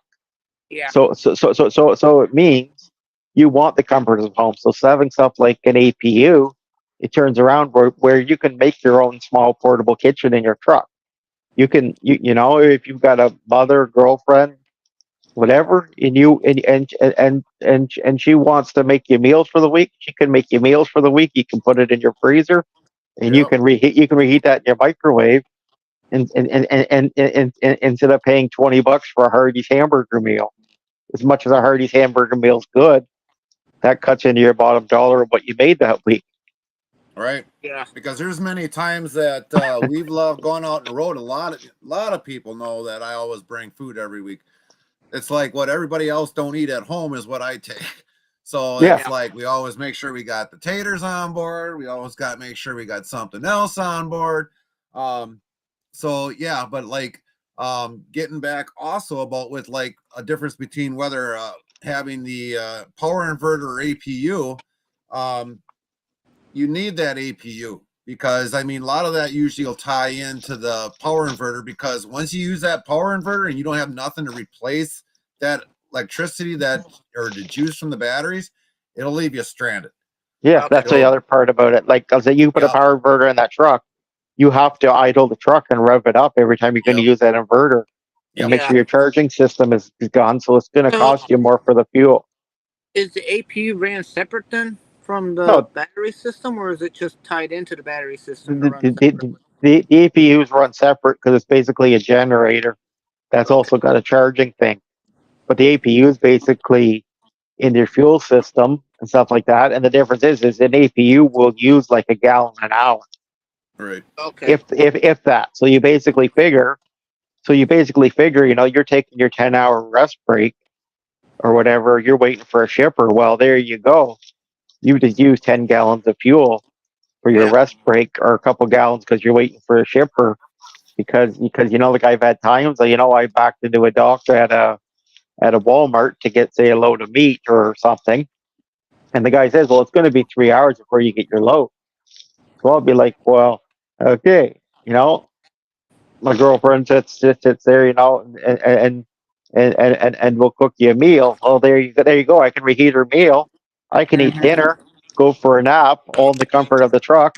The guy comes next to you, bangs on the door, says, hey, your load's ready. There you go. You turn and burn. You drive your 600 miles. You're at the other guy. Everybody's happy. Yeah. Because I've pretty much made up my mind that I don't want to be a company driver. Um, I'd rather be my own boss and be able to choose what I want to do in terms of making sure I can make the money that I could potentially make. Because I feel like I'm getting held back as a company driver of making the potential money. Yes and Realistic. no. Yes and no. A company driver, the big benefit has its benefits and it has its rewards, and it has like what Gary said. It's why a lot of the guys got out of their lease purchase and went back to company because stuff like the recession. Mm. Right. Because the difference is if you're a company driver, if fuel hits $10 a gallon, that doesn't really affect you because the company is still paying you $1 a mile. Versus when you're in the owner operator shoes, at $10 a gallon versus the $5 a gallon, just took half of your profits out of your pocket. That's true. Yep. So like here's another thing because we're gonna go back a little bit about when it came to like the fuel surcharge. So if they're giving you a load that's paying $400, Okay. and let's say they're not giving you fuel surcharge, what might be half or a quarter of that. So like you figure you go to the pump, you've got 200-gallon tanks, we'll just say, and all of a sudden you're filling up your tanks and it costs you about $400, which you're already getting paid for the load, $400. Are you making any money off of that? Nope. You're basically breaking even at that point. Yep. No, Well, yeah, actually, you're spending money to put back into the truck because you just used up your load money to put it in the fuel tanks. you're So losing with the because fuel that. surcharge is actually giving you a little bit of incentive, to offset that cost of that fuel into your truck. Yeah, because the difference is right is that if I get, say, a company like my company is 100% fuel surcharge. So the difference is if I get a $400 load, they're giving me 100% of the fuel surcharge. You might get $200 for your fuel surcharge. So when you go and fill up your truck for $400, you still made $200 off of that load, which at least, yeah, it's not a lot of money, but at least that still put some profit in there, so that by the time you put some money into your maintenance account, your business accounts, Hmm. because you still made, say, $100 for your 2 or 3 hours worth of work. Yep. Yep. Now, if you don't fill up at all, you still get that fuel surcharge, right? Yeah, you still get it either way. You're But supposed think to about it, still get it, yes. you still get it either way. But I'm just saying as an example because fuel, you're going to buy it sooner or later. Oh yeah, that's true. That's a given. Because that's all I'm saying. Like even if your truck has a 2,000 mile range because you've got 200 gallon tanks, once you get to the end of that 2,000 miles, you got to fill that truck. Yeah. So the difference is that if you've done 4 loads, that's 500 miles each, and no one giving you fuel surcharge. Well, that's what's paying your fuel and making your profit.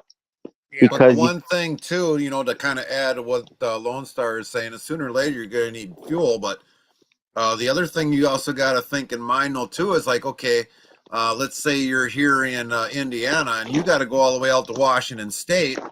You got to sit there and think, okay, should I fill up now or should I wait till I get out to Washington State where fuel might be $5.25 a gallon?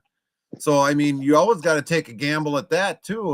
With that fuel surcharge of when do you want to save money or do you want to just spend more money when you're out in Washington State? yeah, Because so you're gonna that's the either way, you're gonna have to get fuel out in Washington State for that many miles. yeah, That's that's the the one reason. thing. That's the Yeah, one thing I noticed as a company driver. When I would go out to California, I would always fill up right before California, right yeah, and before that's the reason California, why. without That's the fail. reason why that you need a good fuel tracker, so like app on your phone, app on a tablet. Like I say to anybody, buy a good tablet. Mhm. Put your apps on the tablet. Sit there at night. Sit there at the shipper. So when I'm picking up at the shipper going from New York to California, I know I can buy fuel in this state, this state, this state. This is my 3 cheapest states to buy fuel. Top off my tanks, Yeah. top up my tanks, get my free shower from Flying J, clean up, Yep. turn around and come back from California and say, okay, okay, well here, these are the states I can stop in that's cheap, get my free showers, repeat. Because you always want to buy fuel at the cheapest rates because fuel's not bad because fuel is your tax deduction off your profit. The big thing about fuel is you don't want to overpay or overspend Right. Right. because overpaying or overspending is what cuts into your net profit at the end of the year.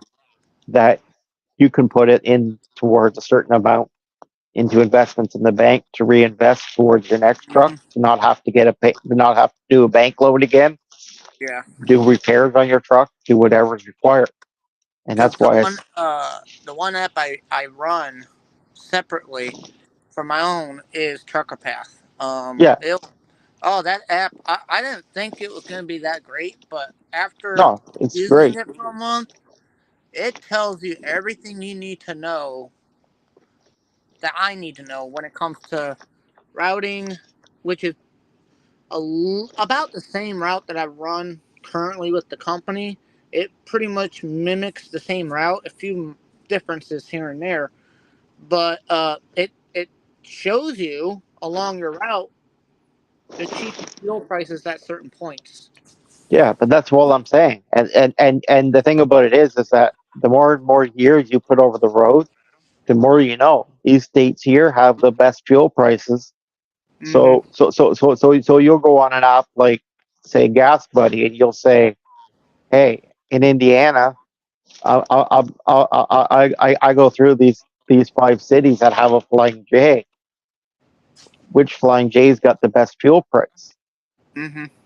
And then Yeah, I'll say, because "Okay, the one thing is, well, like with me leased on, I mean, the company gives me every morning, Monday through Friday, an email of where the fuel prices are throughout the whole United States, yeah, I get all the emails. way from I A get to Z. emails.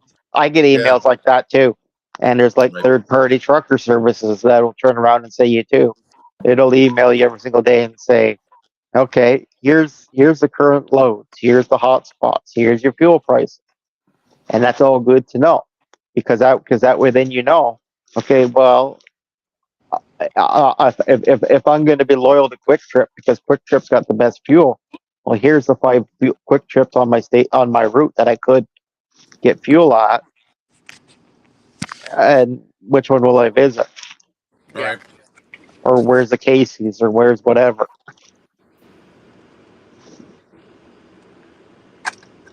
Because the Yeah. thing about that's the Nothing difference yet, is honestly. That's what difference is when you're an owner operator, you're in business 100% for yourself. Right. And that's the reason why it's 10 times more complicated than just being a company driver, where basically you go into an office, you see a dispatcher, you get a key, you get a route, and that's what you get. Because now all of a sudden you're thinking, okay, I got to pay myself, you got to pay your company, and you got to build your savings. Mm-hmm. And you might not even be able to fire the truck secretary. Yeah, because yeah. I tried to fire the truck secretary I don't know how many times, and that bugger, he seems to stay there. Yeah. No, That's I'm the just one trying. thing. Boy, that's the one thing I do every night is go over my paperwork and make sure everything's organized. And I'm like, man, I rather be the one doing all this, but there's certain things I rather push on to someone else. Well, that's basically what it is, and that's Well, the the reason. thing, it's going to get more in depth for you, Tony, because I mean, it's like, okay, so like we're down in the office here. This is basically Carmen's domain. I'm just kind of a reserved guest right now, but for the most part, you know, when I look at the shelves and all the way across, it's all trucking. So like, you know, there's stuff that, and Lone Star probably does the same thing. He's probably got a spot in his office. It's all deals with trucking, but Yep.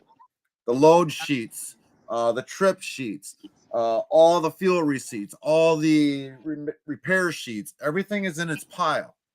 Because by the end of the year, you either got to do a spreadsheet, unless you're going to do it on the road, get a laptop and do a spreadsheet completely on to your computer. So that at the end of the year, because if the numbers for what you made per year don't match your whole entire spreadsheet, you've got issues. Because if you ever get audited, You're You're screwed. screwed. you're screwed. You're You're literally screwed. screwed. You're screwed. And that's the thing about it, is that unless you buy like a half decent laptop or a half decent tablet, and you want to sit there and take pictures of everything and enter it into your spreadsheet and keep your records, you're screwed. Because if your numbers are one thing and your numbers are something else, you're screwed. And it's the same thing with something like IFTA and the fuel tax. If your numbers do not match up what they should be, because they know what you've been running, where you've been buying your fuel, you're screwed. You're going to get audited. And once you get audited, then you're this down the rabbit hole, screwing yourself every single day. That's right. I think that's where an accountant would come into play, just to kind of help you It with that does. kind of stuff. It It does. does. It does. Because It But the I'll does. be the one thing first to is, tell you, I am not good. That's one of my weaknesses, and you can ask anybody. Is I'm good at making sure that the numbers work for me at certain points, but when it comes to keeping track of numbers, yeah, no, I'm horrible. Like budgeting is kind of my strength, but really my weakness of keeping track of everything to do the budgeting. You know? It is. But the thing about it is, an accountant's your best friend, but your accountant's also your worst enemy. yes, Because the way that you run your business is Hmm. unique to you, the lifestyle you want to live, and your beliefs. And an accountant is not going to tell you all that. Because the thing about it is that, okay, you might you might look at a company offering you a route. You might say, well, hey, I don't want that route, because maybe you want to run, say, Maine to say Maine to Montana, because you want to visit the Iowa 80 every single time that you go through every couple of days, to have a nice shower, because you really like their showers. Yeah. Are you really like that their the benefits? Are you really like that they've got an on-site dentist, or they got a chrome shop to buy accessories for your truck, or they've or you got might see the a hair Aflac duck cutter? there. Who knows? You might see, but that's what I'm saying. You might see something that you like, and that's what being an owner operator in the trucking industry versus a company driver is that your loads are picked by you, and you've got the final say to say yes or no, Hmm. because that's your truck. And that's the difference between, again, being a lease purchase or spending a year in this truck as a company driver, making your savings, and buying your truck with a down payment, because you're more going to be a free agent bringing your truck to company ABC than leasing the company from ABC. Because at the end of the day, company ABC is going to say, hey, because you, Johnny, lease your truck from us, we hold all your power over your head and the Right. dangling carrot about how you make money.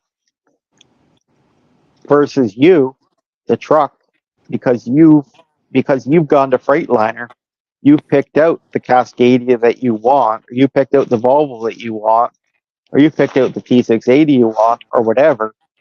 That truck is now 100% your asset as long as you pay the bank every single month. Yeah.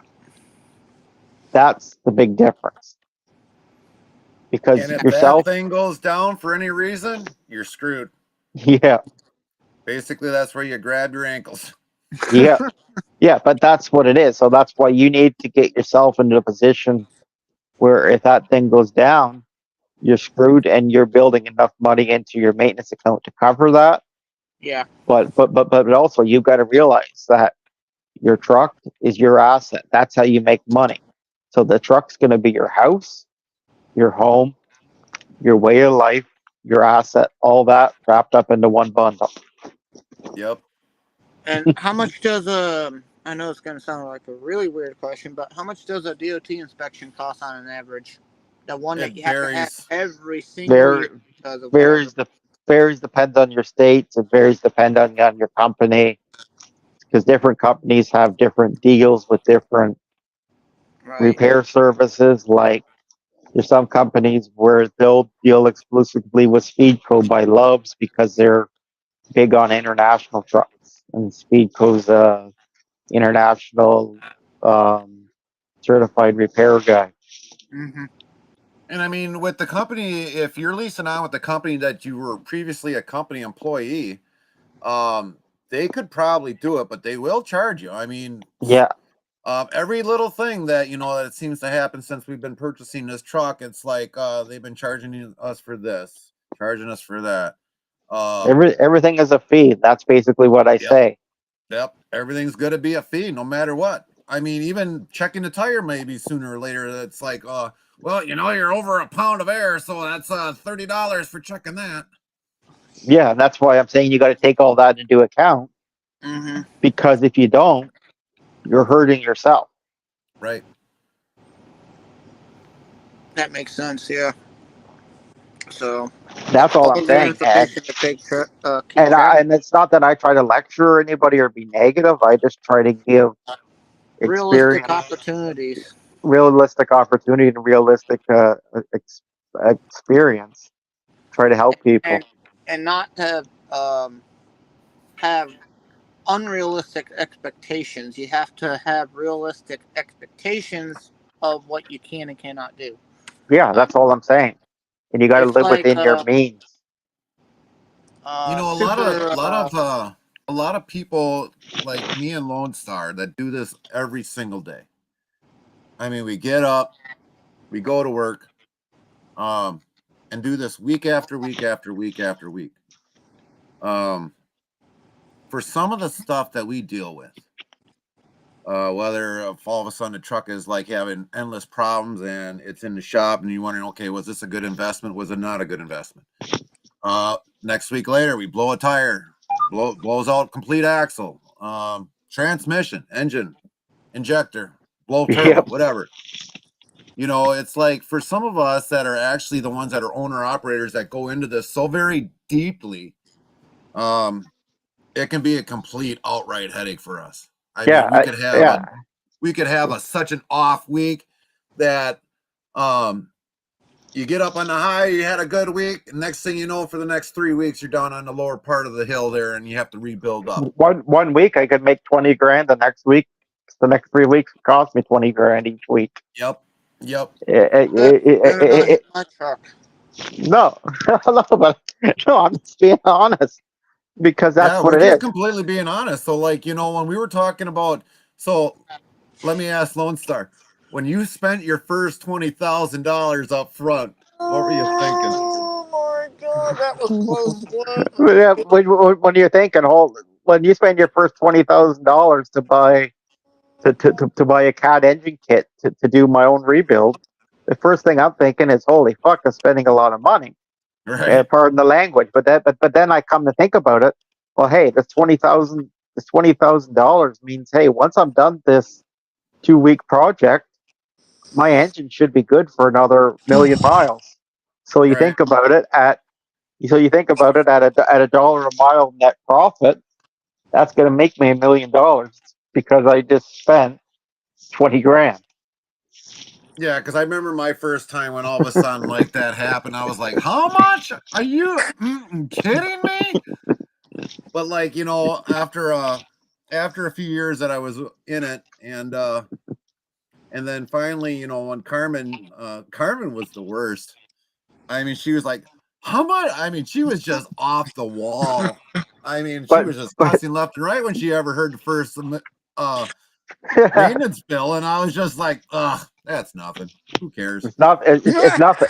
It's no because that thing about it is so like being like an owner operator also cuts into your life and relationships. Whether it's you're looking for a girlfriend, whether you're married, Right. because the person that you're spending your life with or your time with, they have to understand and have the love for the trucking industry that Mhm. that you do, Right. because because it's like if my ex did not grow up around the trucking industry, she would be like, "Holy shit, you just spent 40 grand on 2 truck engine kits. That could have bought a hell of a diamond ring." Yeah. Right, She right, might just right. had to wait another 2 years. She might have had to wait another 2 years, but you don't get it. It's because it's because I spent the 40 grand on the truck. That's why for the next 4 years, you get your steak and lobster dinner every Friday night because the truck is paying for that. Right. That's true. That is true. And I'm not saying you have to There's like steak. I'm not saying you have to like steak and lobster. I'm just saying it as a hypothetical example. And that's what I try to do is I try to teach people like what me and Gary understand about the industry, because that's important for new people like yourself to get into it, to realize what's all involved before you yeah, take the plunge. Yeah. there's a lot. And I And mean it's like every day it's because like a few years ago I was gonna try closing the doors. And I don't know if you've ever tried Lone Star, but I tried to shut down and get out of trucking. Yeah, And believe it or not, it has you hook, line, and sinker. There's no yeah, yeah, way it of getting does. out of it It unless yeah. you does. die. It does. And It's like that's the me. thing. I've noticed that with this job. When I first started, it took almost a year for me to get used to the the, the culture shock, the whole entire different way of living. But when I took the 5 month break that I was forced to take, I was eager to get back into the seat after just 5 months being away. There was just I just there's something about it that's just relaxing for me. As much as I hate, I find this job very, very fun for me to do. You know, also very challenging for me in certain aspects of it, but very rewarding at the same time. Well, Yeah, for the thing between owner operators for like me and Lone Star compared to company guys, um, for us it's harder to get out of it being an owner operator than a company guy. At least in my opinion, because like for me, um, trying to get out of it as an owner operator and close the business down, no, it's literally hard.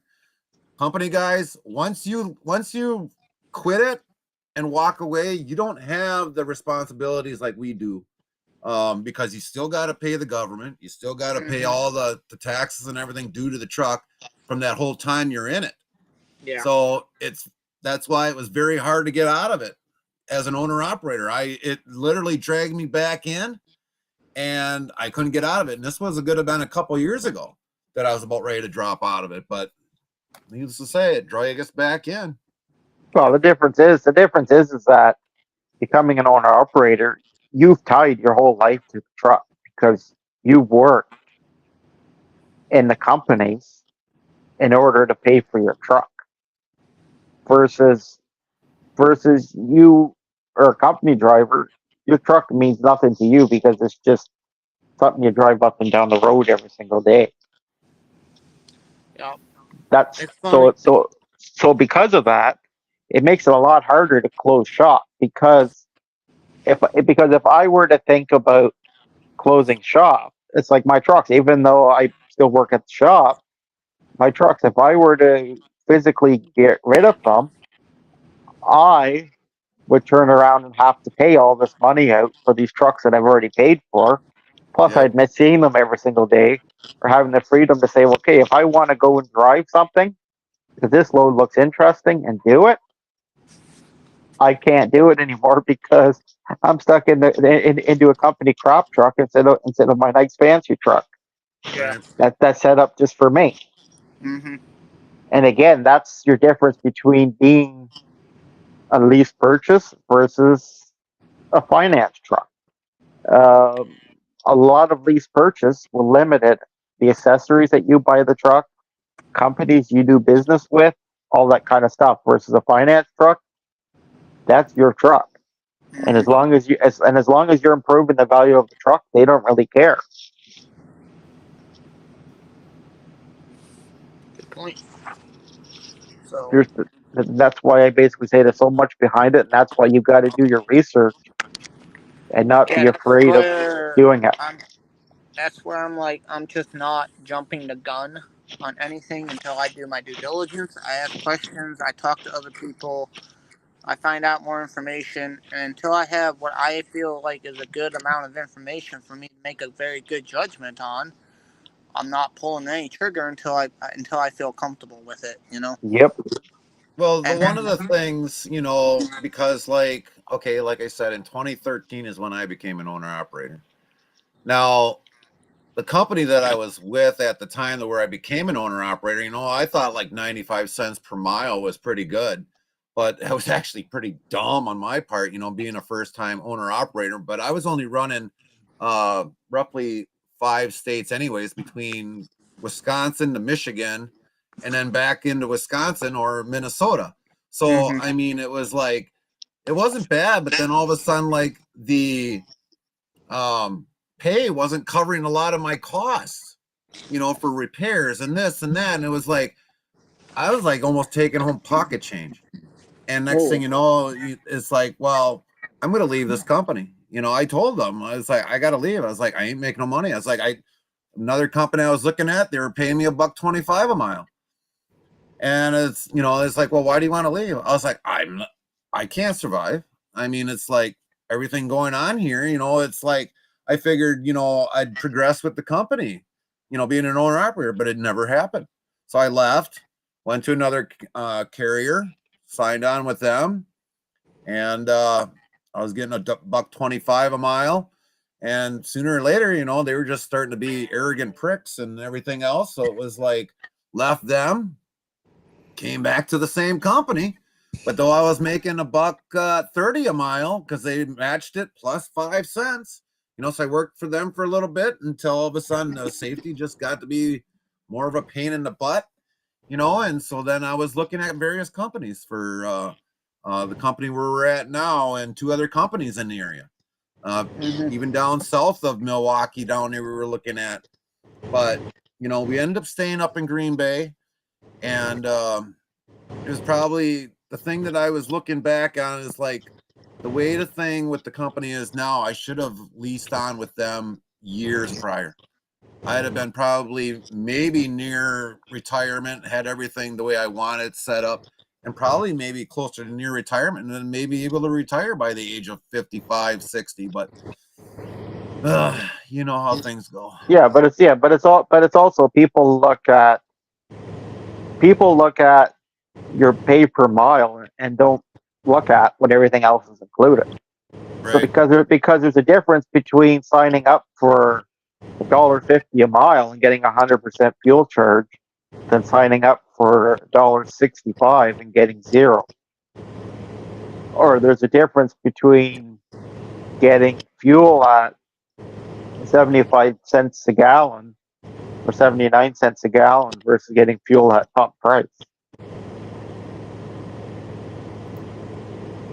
There's all these different variables that you have to take into account. And that's why I've seen so many people go back and forth to the same company 4, 5, or 6 times. Because I've seen some drivers where they'll literally drive for one company for a year, lease on to somebody else for 3 months, and then go back to the other company for 2 years and continue over and over again. Because people think grass is greener on the other side, but it can be or it can't be. It all depends on what the real truth of that company is. Right. Yeah. And Makes sense. and the thing about it is, it's like, sure, like it's like look at somebody like Gary's situation. Sure, he's lease purchasing a truck from a company, but it's a company he's happy with. It's a company he's spent a long time with. So he isn't afraid to do with it because he's made his decision that unless something goes seriously south, that's where he wants to stay for a long-term commitment. Yeah, hopefully retire there. Hopefully Yeah, that's what I'm die saying. on the road though. But what I mean though is like trucking companies sell out to other carriers all the time. Right. You and me see that. So as long as something like that doesn't happen or your management changes, that's a good company. So you're not afraid. You're not afraid to sacrifice a little bit to be where you're happy. Right.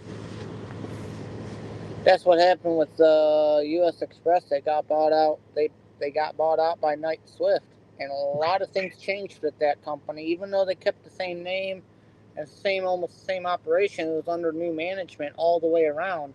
On the high end, like the higher ups all changed, and that people don't realize the amount of changes that happen at the higher up actually do come down over time to affect the driver as a person. Yeah, and that's what I'm saying. That's what I'm saying. It's like I've seen companies change hands where they'll go, "Hey, we got the same company on the door. You're just going to be hauling our trailers, but hey, this is the deal." And it's like, nah, I got to roll up shop and find a new option because I can't do this no more because I can't say yes to getting the same mileage pay and 50% fuel charge when I was getting 100 because that's what pays my mortgage at the end of the day was that I was making whatever because my truck was getting 6.5 miles a gallon. So because the fuel surcharge was set up in such a way that as long as I had a truck that was getting better than 5.5, I'm making more profit. And that's the difference between, again, the different trucks and different manufacturers. It's like, yeah, you can buy a T680 or like a Cascadia that looks a little bit not as nice as like a big 389 or a W900, but does your 2 or 3 miles a gallon for your fuel economy that you lose really help you with the nicer truck? No, because that cuts into your profit. Everything cuts into your profit, no matter how you look at it. So it's like people go to me, well, how come you like the Lone Star up over like a hood truck, like a 389 or something? I'm like, because the Lone Star is good on fuel. Aerodynamics is pretty good. The handling of it's good, and hey, the 2 miles per gallon that I'm saving, that's what pays for a trip to somewhere warm every year. Right. Yeah. Yep. Boy, today's been a long day. Yeah. Of just sitting, and yet there's another truck across from me that's with the same company. He has no trailer either. And I got a feeling that I'll be sitting all day tomorrow with no trailer either. So I'm already planning a 34-hour reset in my mind. Right. Yeah. Which, come Monday, when everybody comes back into the office, my dispatcher's going to call me and be like, "Hey, why aren't you moving? Oh, why don't you talk to the weekend crew who chose to sit me all weekend without a trailer? Because now you got to spend Monday morning looking for a trailer for me when I could have been rolling to a load." Yeah. And that's part of why I'm like, what's my next option here? Because it seems like every single weekend I'm sitting, and I don't like to be sitting when I have 30 hours left on my 70. Well, that's the thing about it is. So again, like when you sign a lease purchase agreement with a company, and you're an owner operator, it's the same thing. You can still sit there waiting for trailers. Yeah. You can still do all that, and Yep. that's why I say to these guys that say, well, hey, like I have a good buddy of mine. He's from Texas, and he's like, well, hey, Snyder offered me this really good deal to be an owner operator. I'm like, dude, it was on a lease purchase. I'm like, dude, unless you spent all this time at the company and you know the in and outs of that company, signing that lease purchase program Right. is like holding a gun to your head. Yeah. Now Because in if I'm gonna Gary's finance a case, truck, I'm also finance a trailer so I have a trailer with me at all times. well, it's not even that. It's not even that. It's just when you're in Gary's situation, yeah, he's on lease purchase, but Gary's on lease purchase with a company that Gary knows Yeah. and has never caused Gary an issue. So the little bit of money that he loses, it doesn't really matter because he knows that he's secure at the end of every single day. Yeah. Yep. The And by the company's time got, that last payment is done on the truck, I know I'm getting a truck. There's no strings attached. yeah, but that's what I'm saying.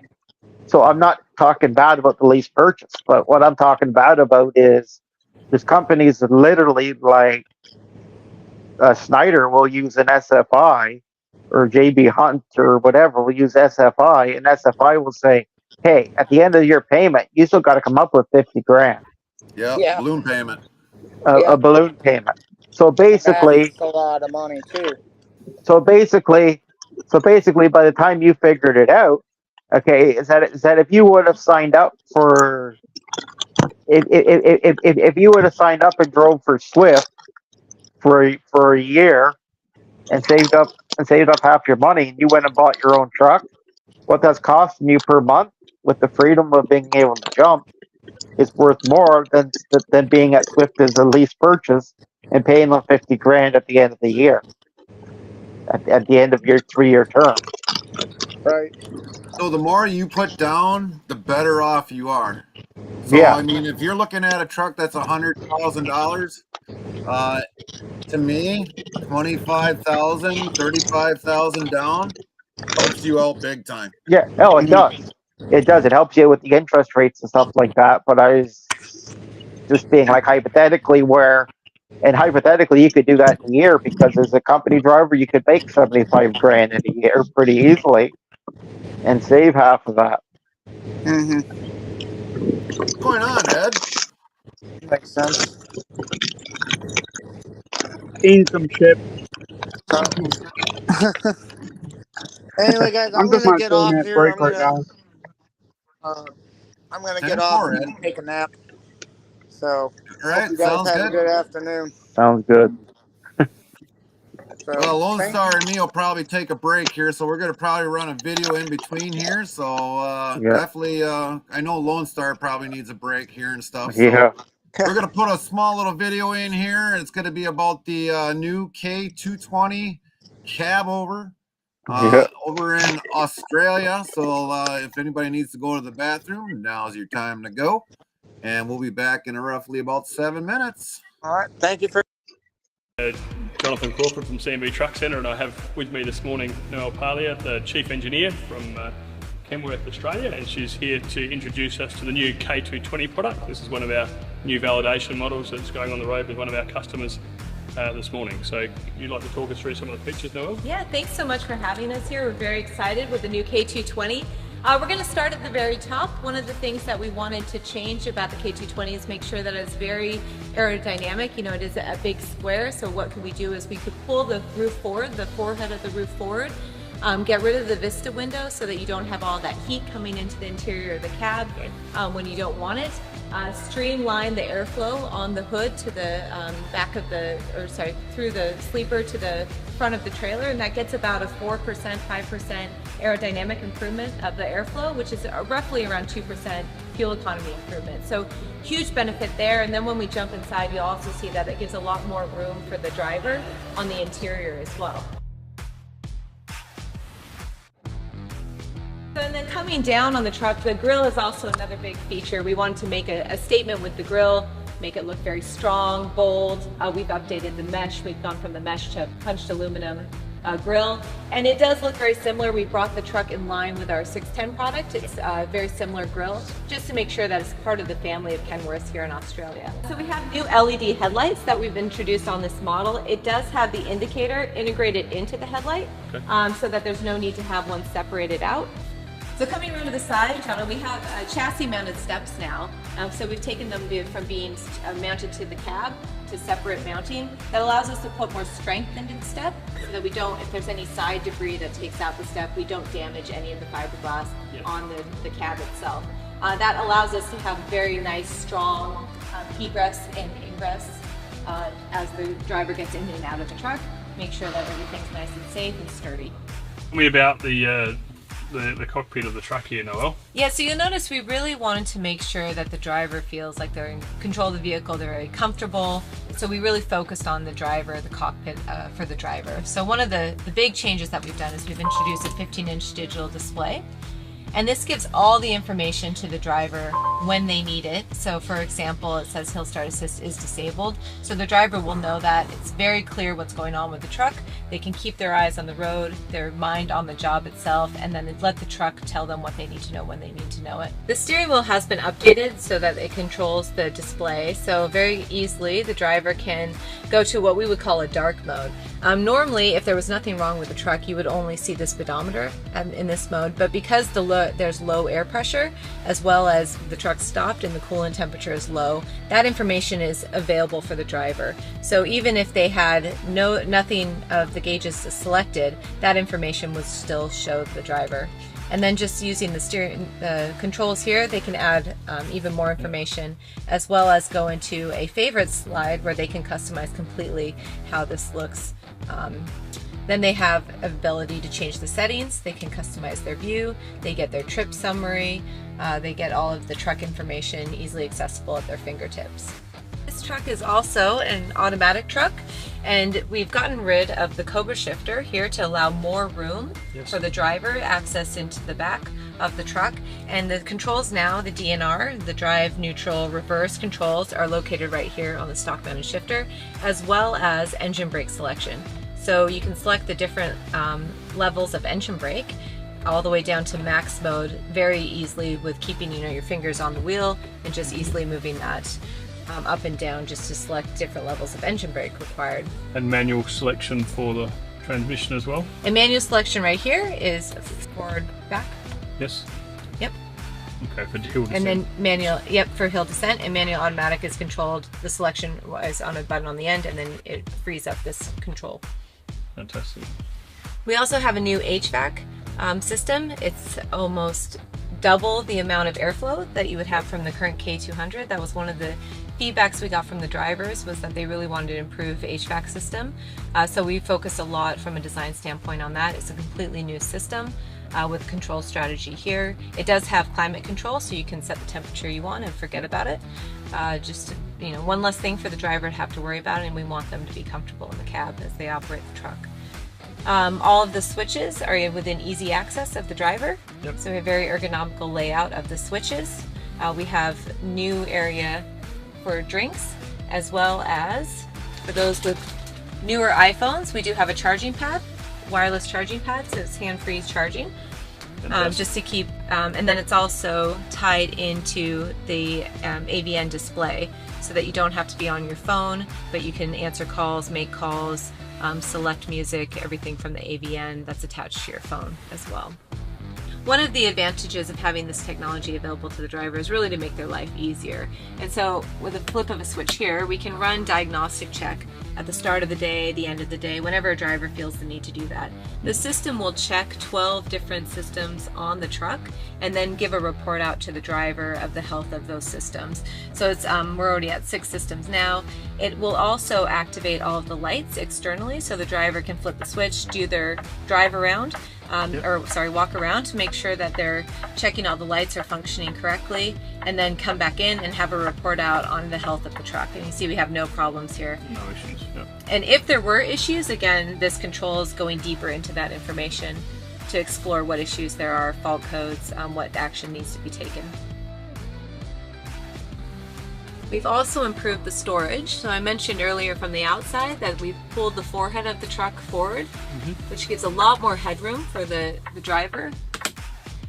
There's about 3 times as much storage as what's currently available on the K200 model. Yes. We've also put reinforced cabinets here that you can actually hang on these cabinets and use it to help yourself get around as a handle. And then we also have a lot of different options for storage in the rear. So this is just one of the options. We have back wall storage. We have for a 2.8 cab, you would have stand-up storage, more of like a traditional closet. So just many different options for storage, making sure that the driver can set up the vehicle like their home. For this truck, we've really made a lot of improvements for the driver. We've focused on what's important to them. So one is more room in the cab, a better layout, a dash that gives them information that they need to know when they need to know it. New safety design features, for example, better egress, ingress, better a fusion system that helps with emergency braking. All of those types of software improvements have been rolled into this truck model. Well, thank you, Noel, for coming across here and running us through the new features on this fantastic new product. So K220, terrific truck. Oh, thanks, Jono. We really hope the customers love it as much as we do. I'm sure they will.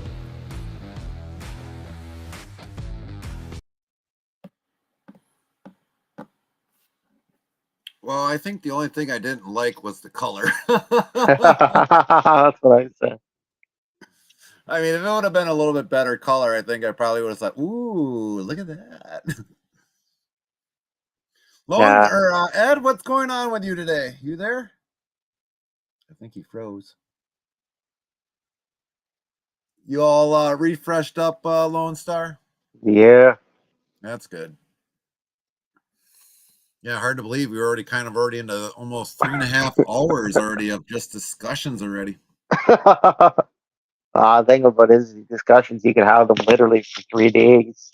Oh, days or a week long. If you got more people that came in on a nonstop, I think we probably could have ran a 24-hour marathon. Yeah. Yeah, You'd but probably be in bed. The next set of people would come in and talk about something, and definitely keep it going. Yep. And that's why I say the number one thing about the trucking industry is doing your research and doing what you see is right. Right. Because it's like last year I drove up in Manitoba from Manitoba and in there to all the different food for the First Nations community. People go, well, hey, you're nuts. I'm like, nah. I'm like, I grew up there, so I'm used to that. Yeah, Dan's pretty well right. I know how to just keep yapping. Me too. Well, we all know Dan loves taters. He's expressed it. Yeah. Who doesn't love It's good to taters? see you too. But yeah, for a lot of us that been in trucking for a long time, it's we always get, of course, Lone Star, you've been in with the live streams. You've heard a lot of people always ask, tons of questions, and I always just stay true to them because I don't want to give misleading information, and I sure as heck don't want to give out the false information. And if I don't know nothing about it, I'll definitely either ask somebody that will know that information that somebody seeks, or I'll just honestly say I can't give you an honest opinion because I don't know nothing about it. But it would have been nice too today to had IRL Trucker Bandit in here today, because I mean a lot of people would have got to learn a lot of things other than with Canada, US, and the UK of how like our hours of service and everything else is, which I think that's probably going to be a future discussion, hopefully again later on down the road. Yeah. Here. So we'll probably think about redoing another truckers panel hopefully soon. I think Ed, you're froze up again. Yeah. He's like, Well, oh, the truckers panel is something you could pick a day. You could pick a day a month and you could do it, and right. you'd still never run out of info because there's all different things that you could talk about.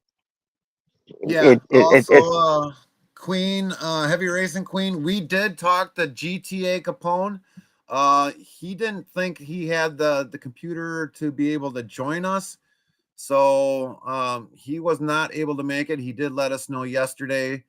And so otherwise we would have had GTA Capone on here as well.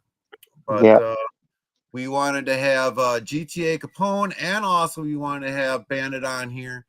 And needless to say, Bandit tried to get on here and wasn't able to get something connected because of something with OBS. But we've definitely reached out to GTA Capone. We explained to him everything about it and how this all works. And then we also explained it to Bandit. So unfortunately, they weren't able to make it with us today. And it would have been a really great conversation. I think probably, and then end up being other than 3 hours and 31 minutes, I think this probably would have been maybe a 5 hour stream today. So, yeah. but Because the thing about it is like Canada, the U.S., North America, other than Mexico, our trucking systems are all very much the same. right, It's more the difference is the government regulations right, and the federal regulations behind it. You know, like your taxes and stuff like that. But they're all interconnected. right, right. But it's still interesting to talk about because a lot of like the American guys, you know, they've never experienced Canada or the difference. Mm-hmm. So it's interesting to inform about it because it's something you always wonder, even though you know it's not for you, unless somebody's going to throw a whole pile of money at you. Right, right, right. Ed, what are you up to today? Put you on the spotlight. I think he's probably in a bad. Ed, you in a bad area or what?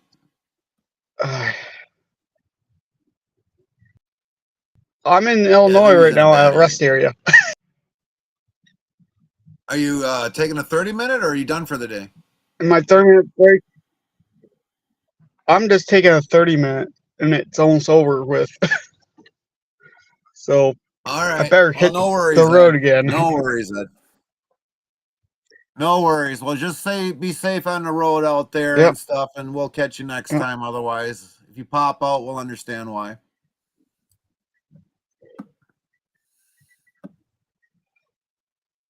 Sure will. But all right, well, we're probably going to start winding this definitely down and stuff because we got to go someplace today. But I want to thank everybody in the chat today who joined us, and I definitely want to thank everybody up that came up on panel. Lone Star, my brother, Ed the trucker. We had Semi Ernie also today. I want to thank all of them, all my brothers and sisters that are out there on the road. Definitely be safe out there. We definitely move the world, and everyone be safe out there. So we're gonna shut this down, and well, catch a lot of you. We'll be live again back on Sunday. For many of you that are in YouTube, we've moved over pretty much to Twitch. You can definitely check us out on Twitch. Same name, Interstate Travel Crew, and that is where we are at. So, like a lot of times when we broadcast onto the YouTube, we definitely do shut off the chat in there, but we are letting you guys know that we are definitely still around. We are still hauling. We are up, still doing our thing up in the Midwest and all. So definitely we'll get everything all in there for everybody that's on Twitch. If you want to get the links in there quickly, we'll get the links in there. What we'll do is we'll play another video here quick of something while we're getting those Twitch family links in here. So we're going to take you across seas for the interior of a new 2023 Volvo F16. So we'll watch that in the meantime here while we're getting the Twitch family links all out for the Twitch family.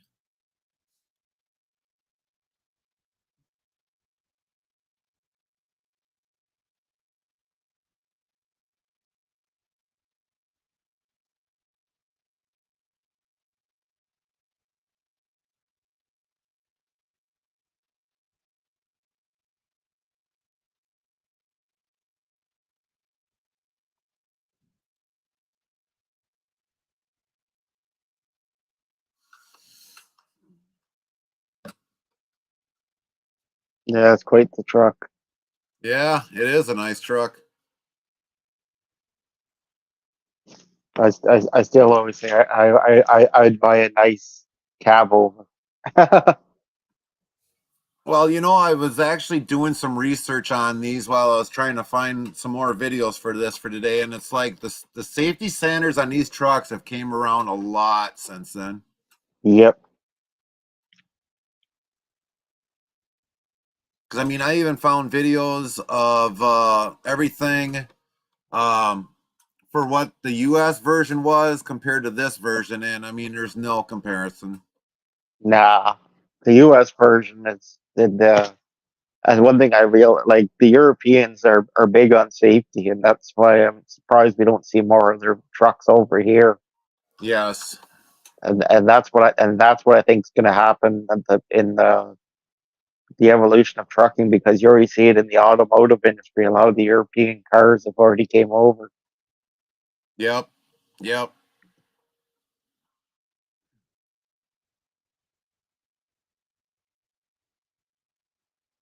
But I feel like that's a big. It's just going to be a matter of time, and it's going to be a matter of changes, and it's going to be a matter of how it's taken, because a lot of the old school truckers and stuff like that, they're not big on the European stuff. Right.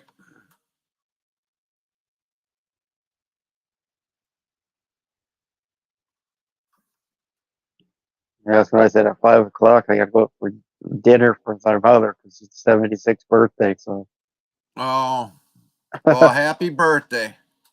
You her gonna be birthday, back out on the road like we are tomorrow? yeah, Well, more you than safe likely, travels. yeah, because her birthday's on Friday, but I figured it's Good Friday, so Right. nothing's gonna be open. So I said I'll take you out today. All right. Well, if you've got to head on out, Lone Star, we understand. We don't want you to Yeah. be late. Oh, you're good. I just thought I'd come and hang out with you. So Well, it's great that you thanks for did. everything. It's very great that you did. No problem. Safe travels, brother. Yeah, you too. Definitely indeed. And we're getting ready to shut her down a little bit here once we get all the Twitch family channels in there. Like I said, thanks everybody. Semi Ernie, Lone Star Trucking, Double A Trucking, Ed the Trucker. Thank you all for today's joining in on that. It's great to have you and see a lot of you. Hopefully we'll do this again soon, later on down the road. Hopefully we'll get a lot more drivers in. Indeed.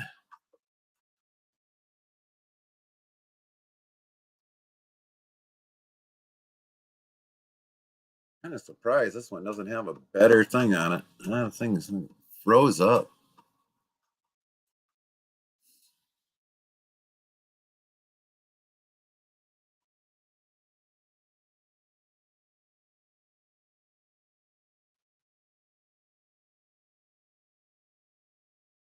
No tater salad tonight. What? Thanks, Viking.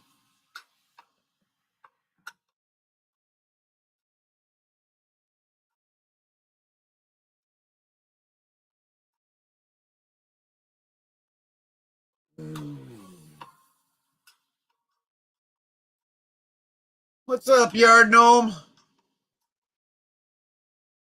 That's okay, Lynn. That's all right. We'll be shutting it down for him here shortly.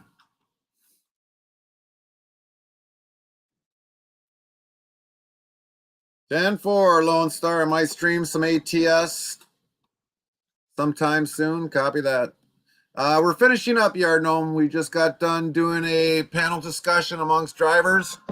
Some of the drivers didn't make it today, which we kind of figured was going to happen, but we're getting ready to shut it down. No worries, Viking. No worries. No worries. But we're about ready to shut her down. As soon as we get the rest of the Twitch family links. Well, you need to wake up sooner, Yard Gnome. Y'all are great. Much love. That's right. Thank you, Lone Star, for that. Yeah, you all have been great. Definitely much love to everybody out there. Definitely indeed. Every one of you. But like I said, for a lot of those that are on YouTube to catch us on our live streams, we are on Twitch. So definitely look up Interstate Travel Crew on Twitch. Thanks everybody from Ernie's group and everybody else that linked in. See, Yard Gnome, you're not on the Discord. That's why. You would have got the memo.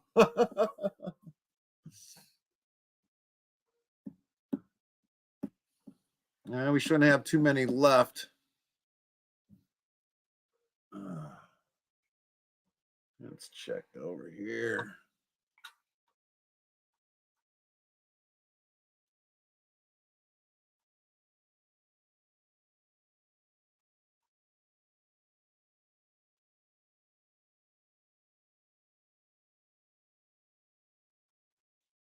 Yeah, we're winding it down. Get info from a mechanic that works on trucks. Hopefully next time we'll get you up here, Yard Gnome.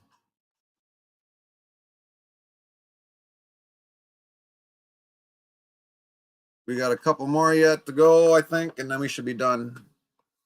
That's right. I do both work on them and drive.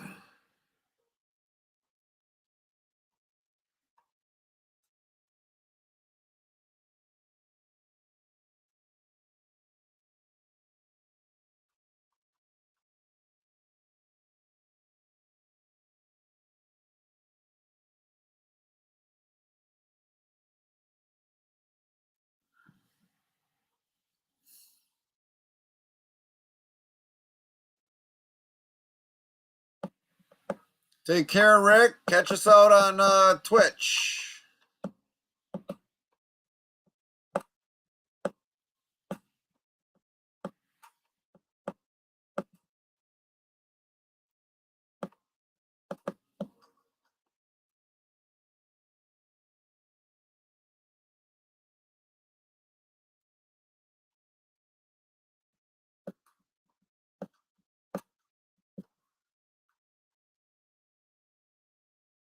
All right, we're going to start narrowing down the channels. Thanks, everybody over on Ernie's. Everyone have a great day.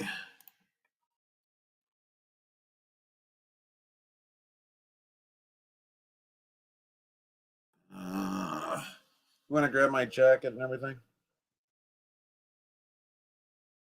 Huh? My snowmobile jacket. Huh? All right. Give me a couple minutes. I'll be done. Caveman. Long time no see. Yes, indeed. We're on Twitch, Caveman.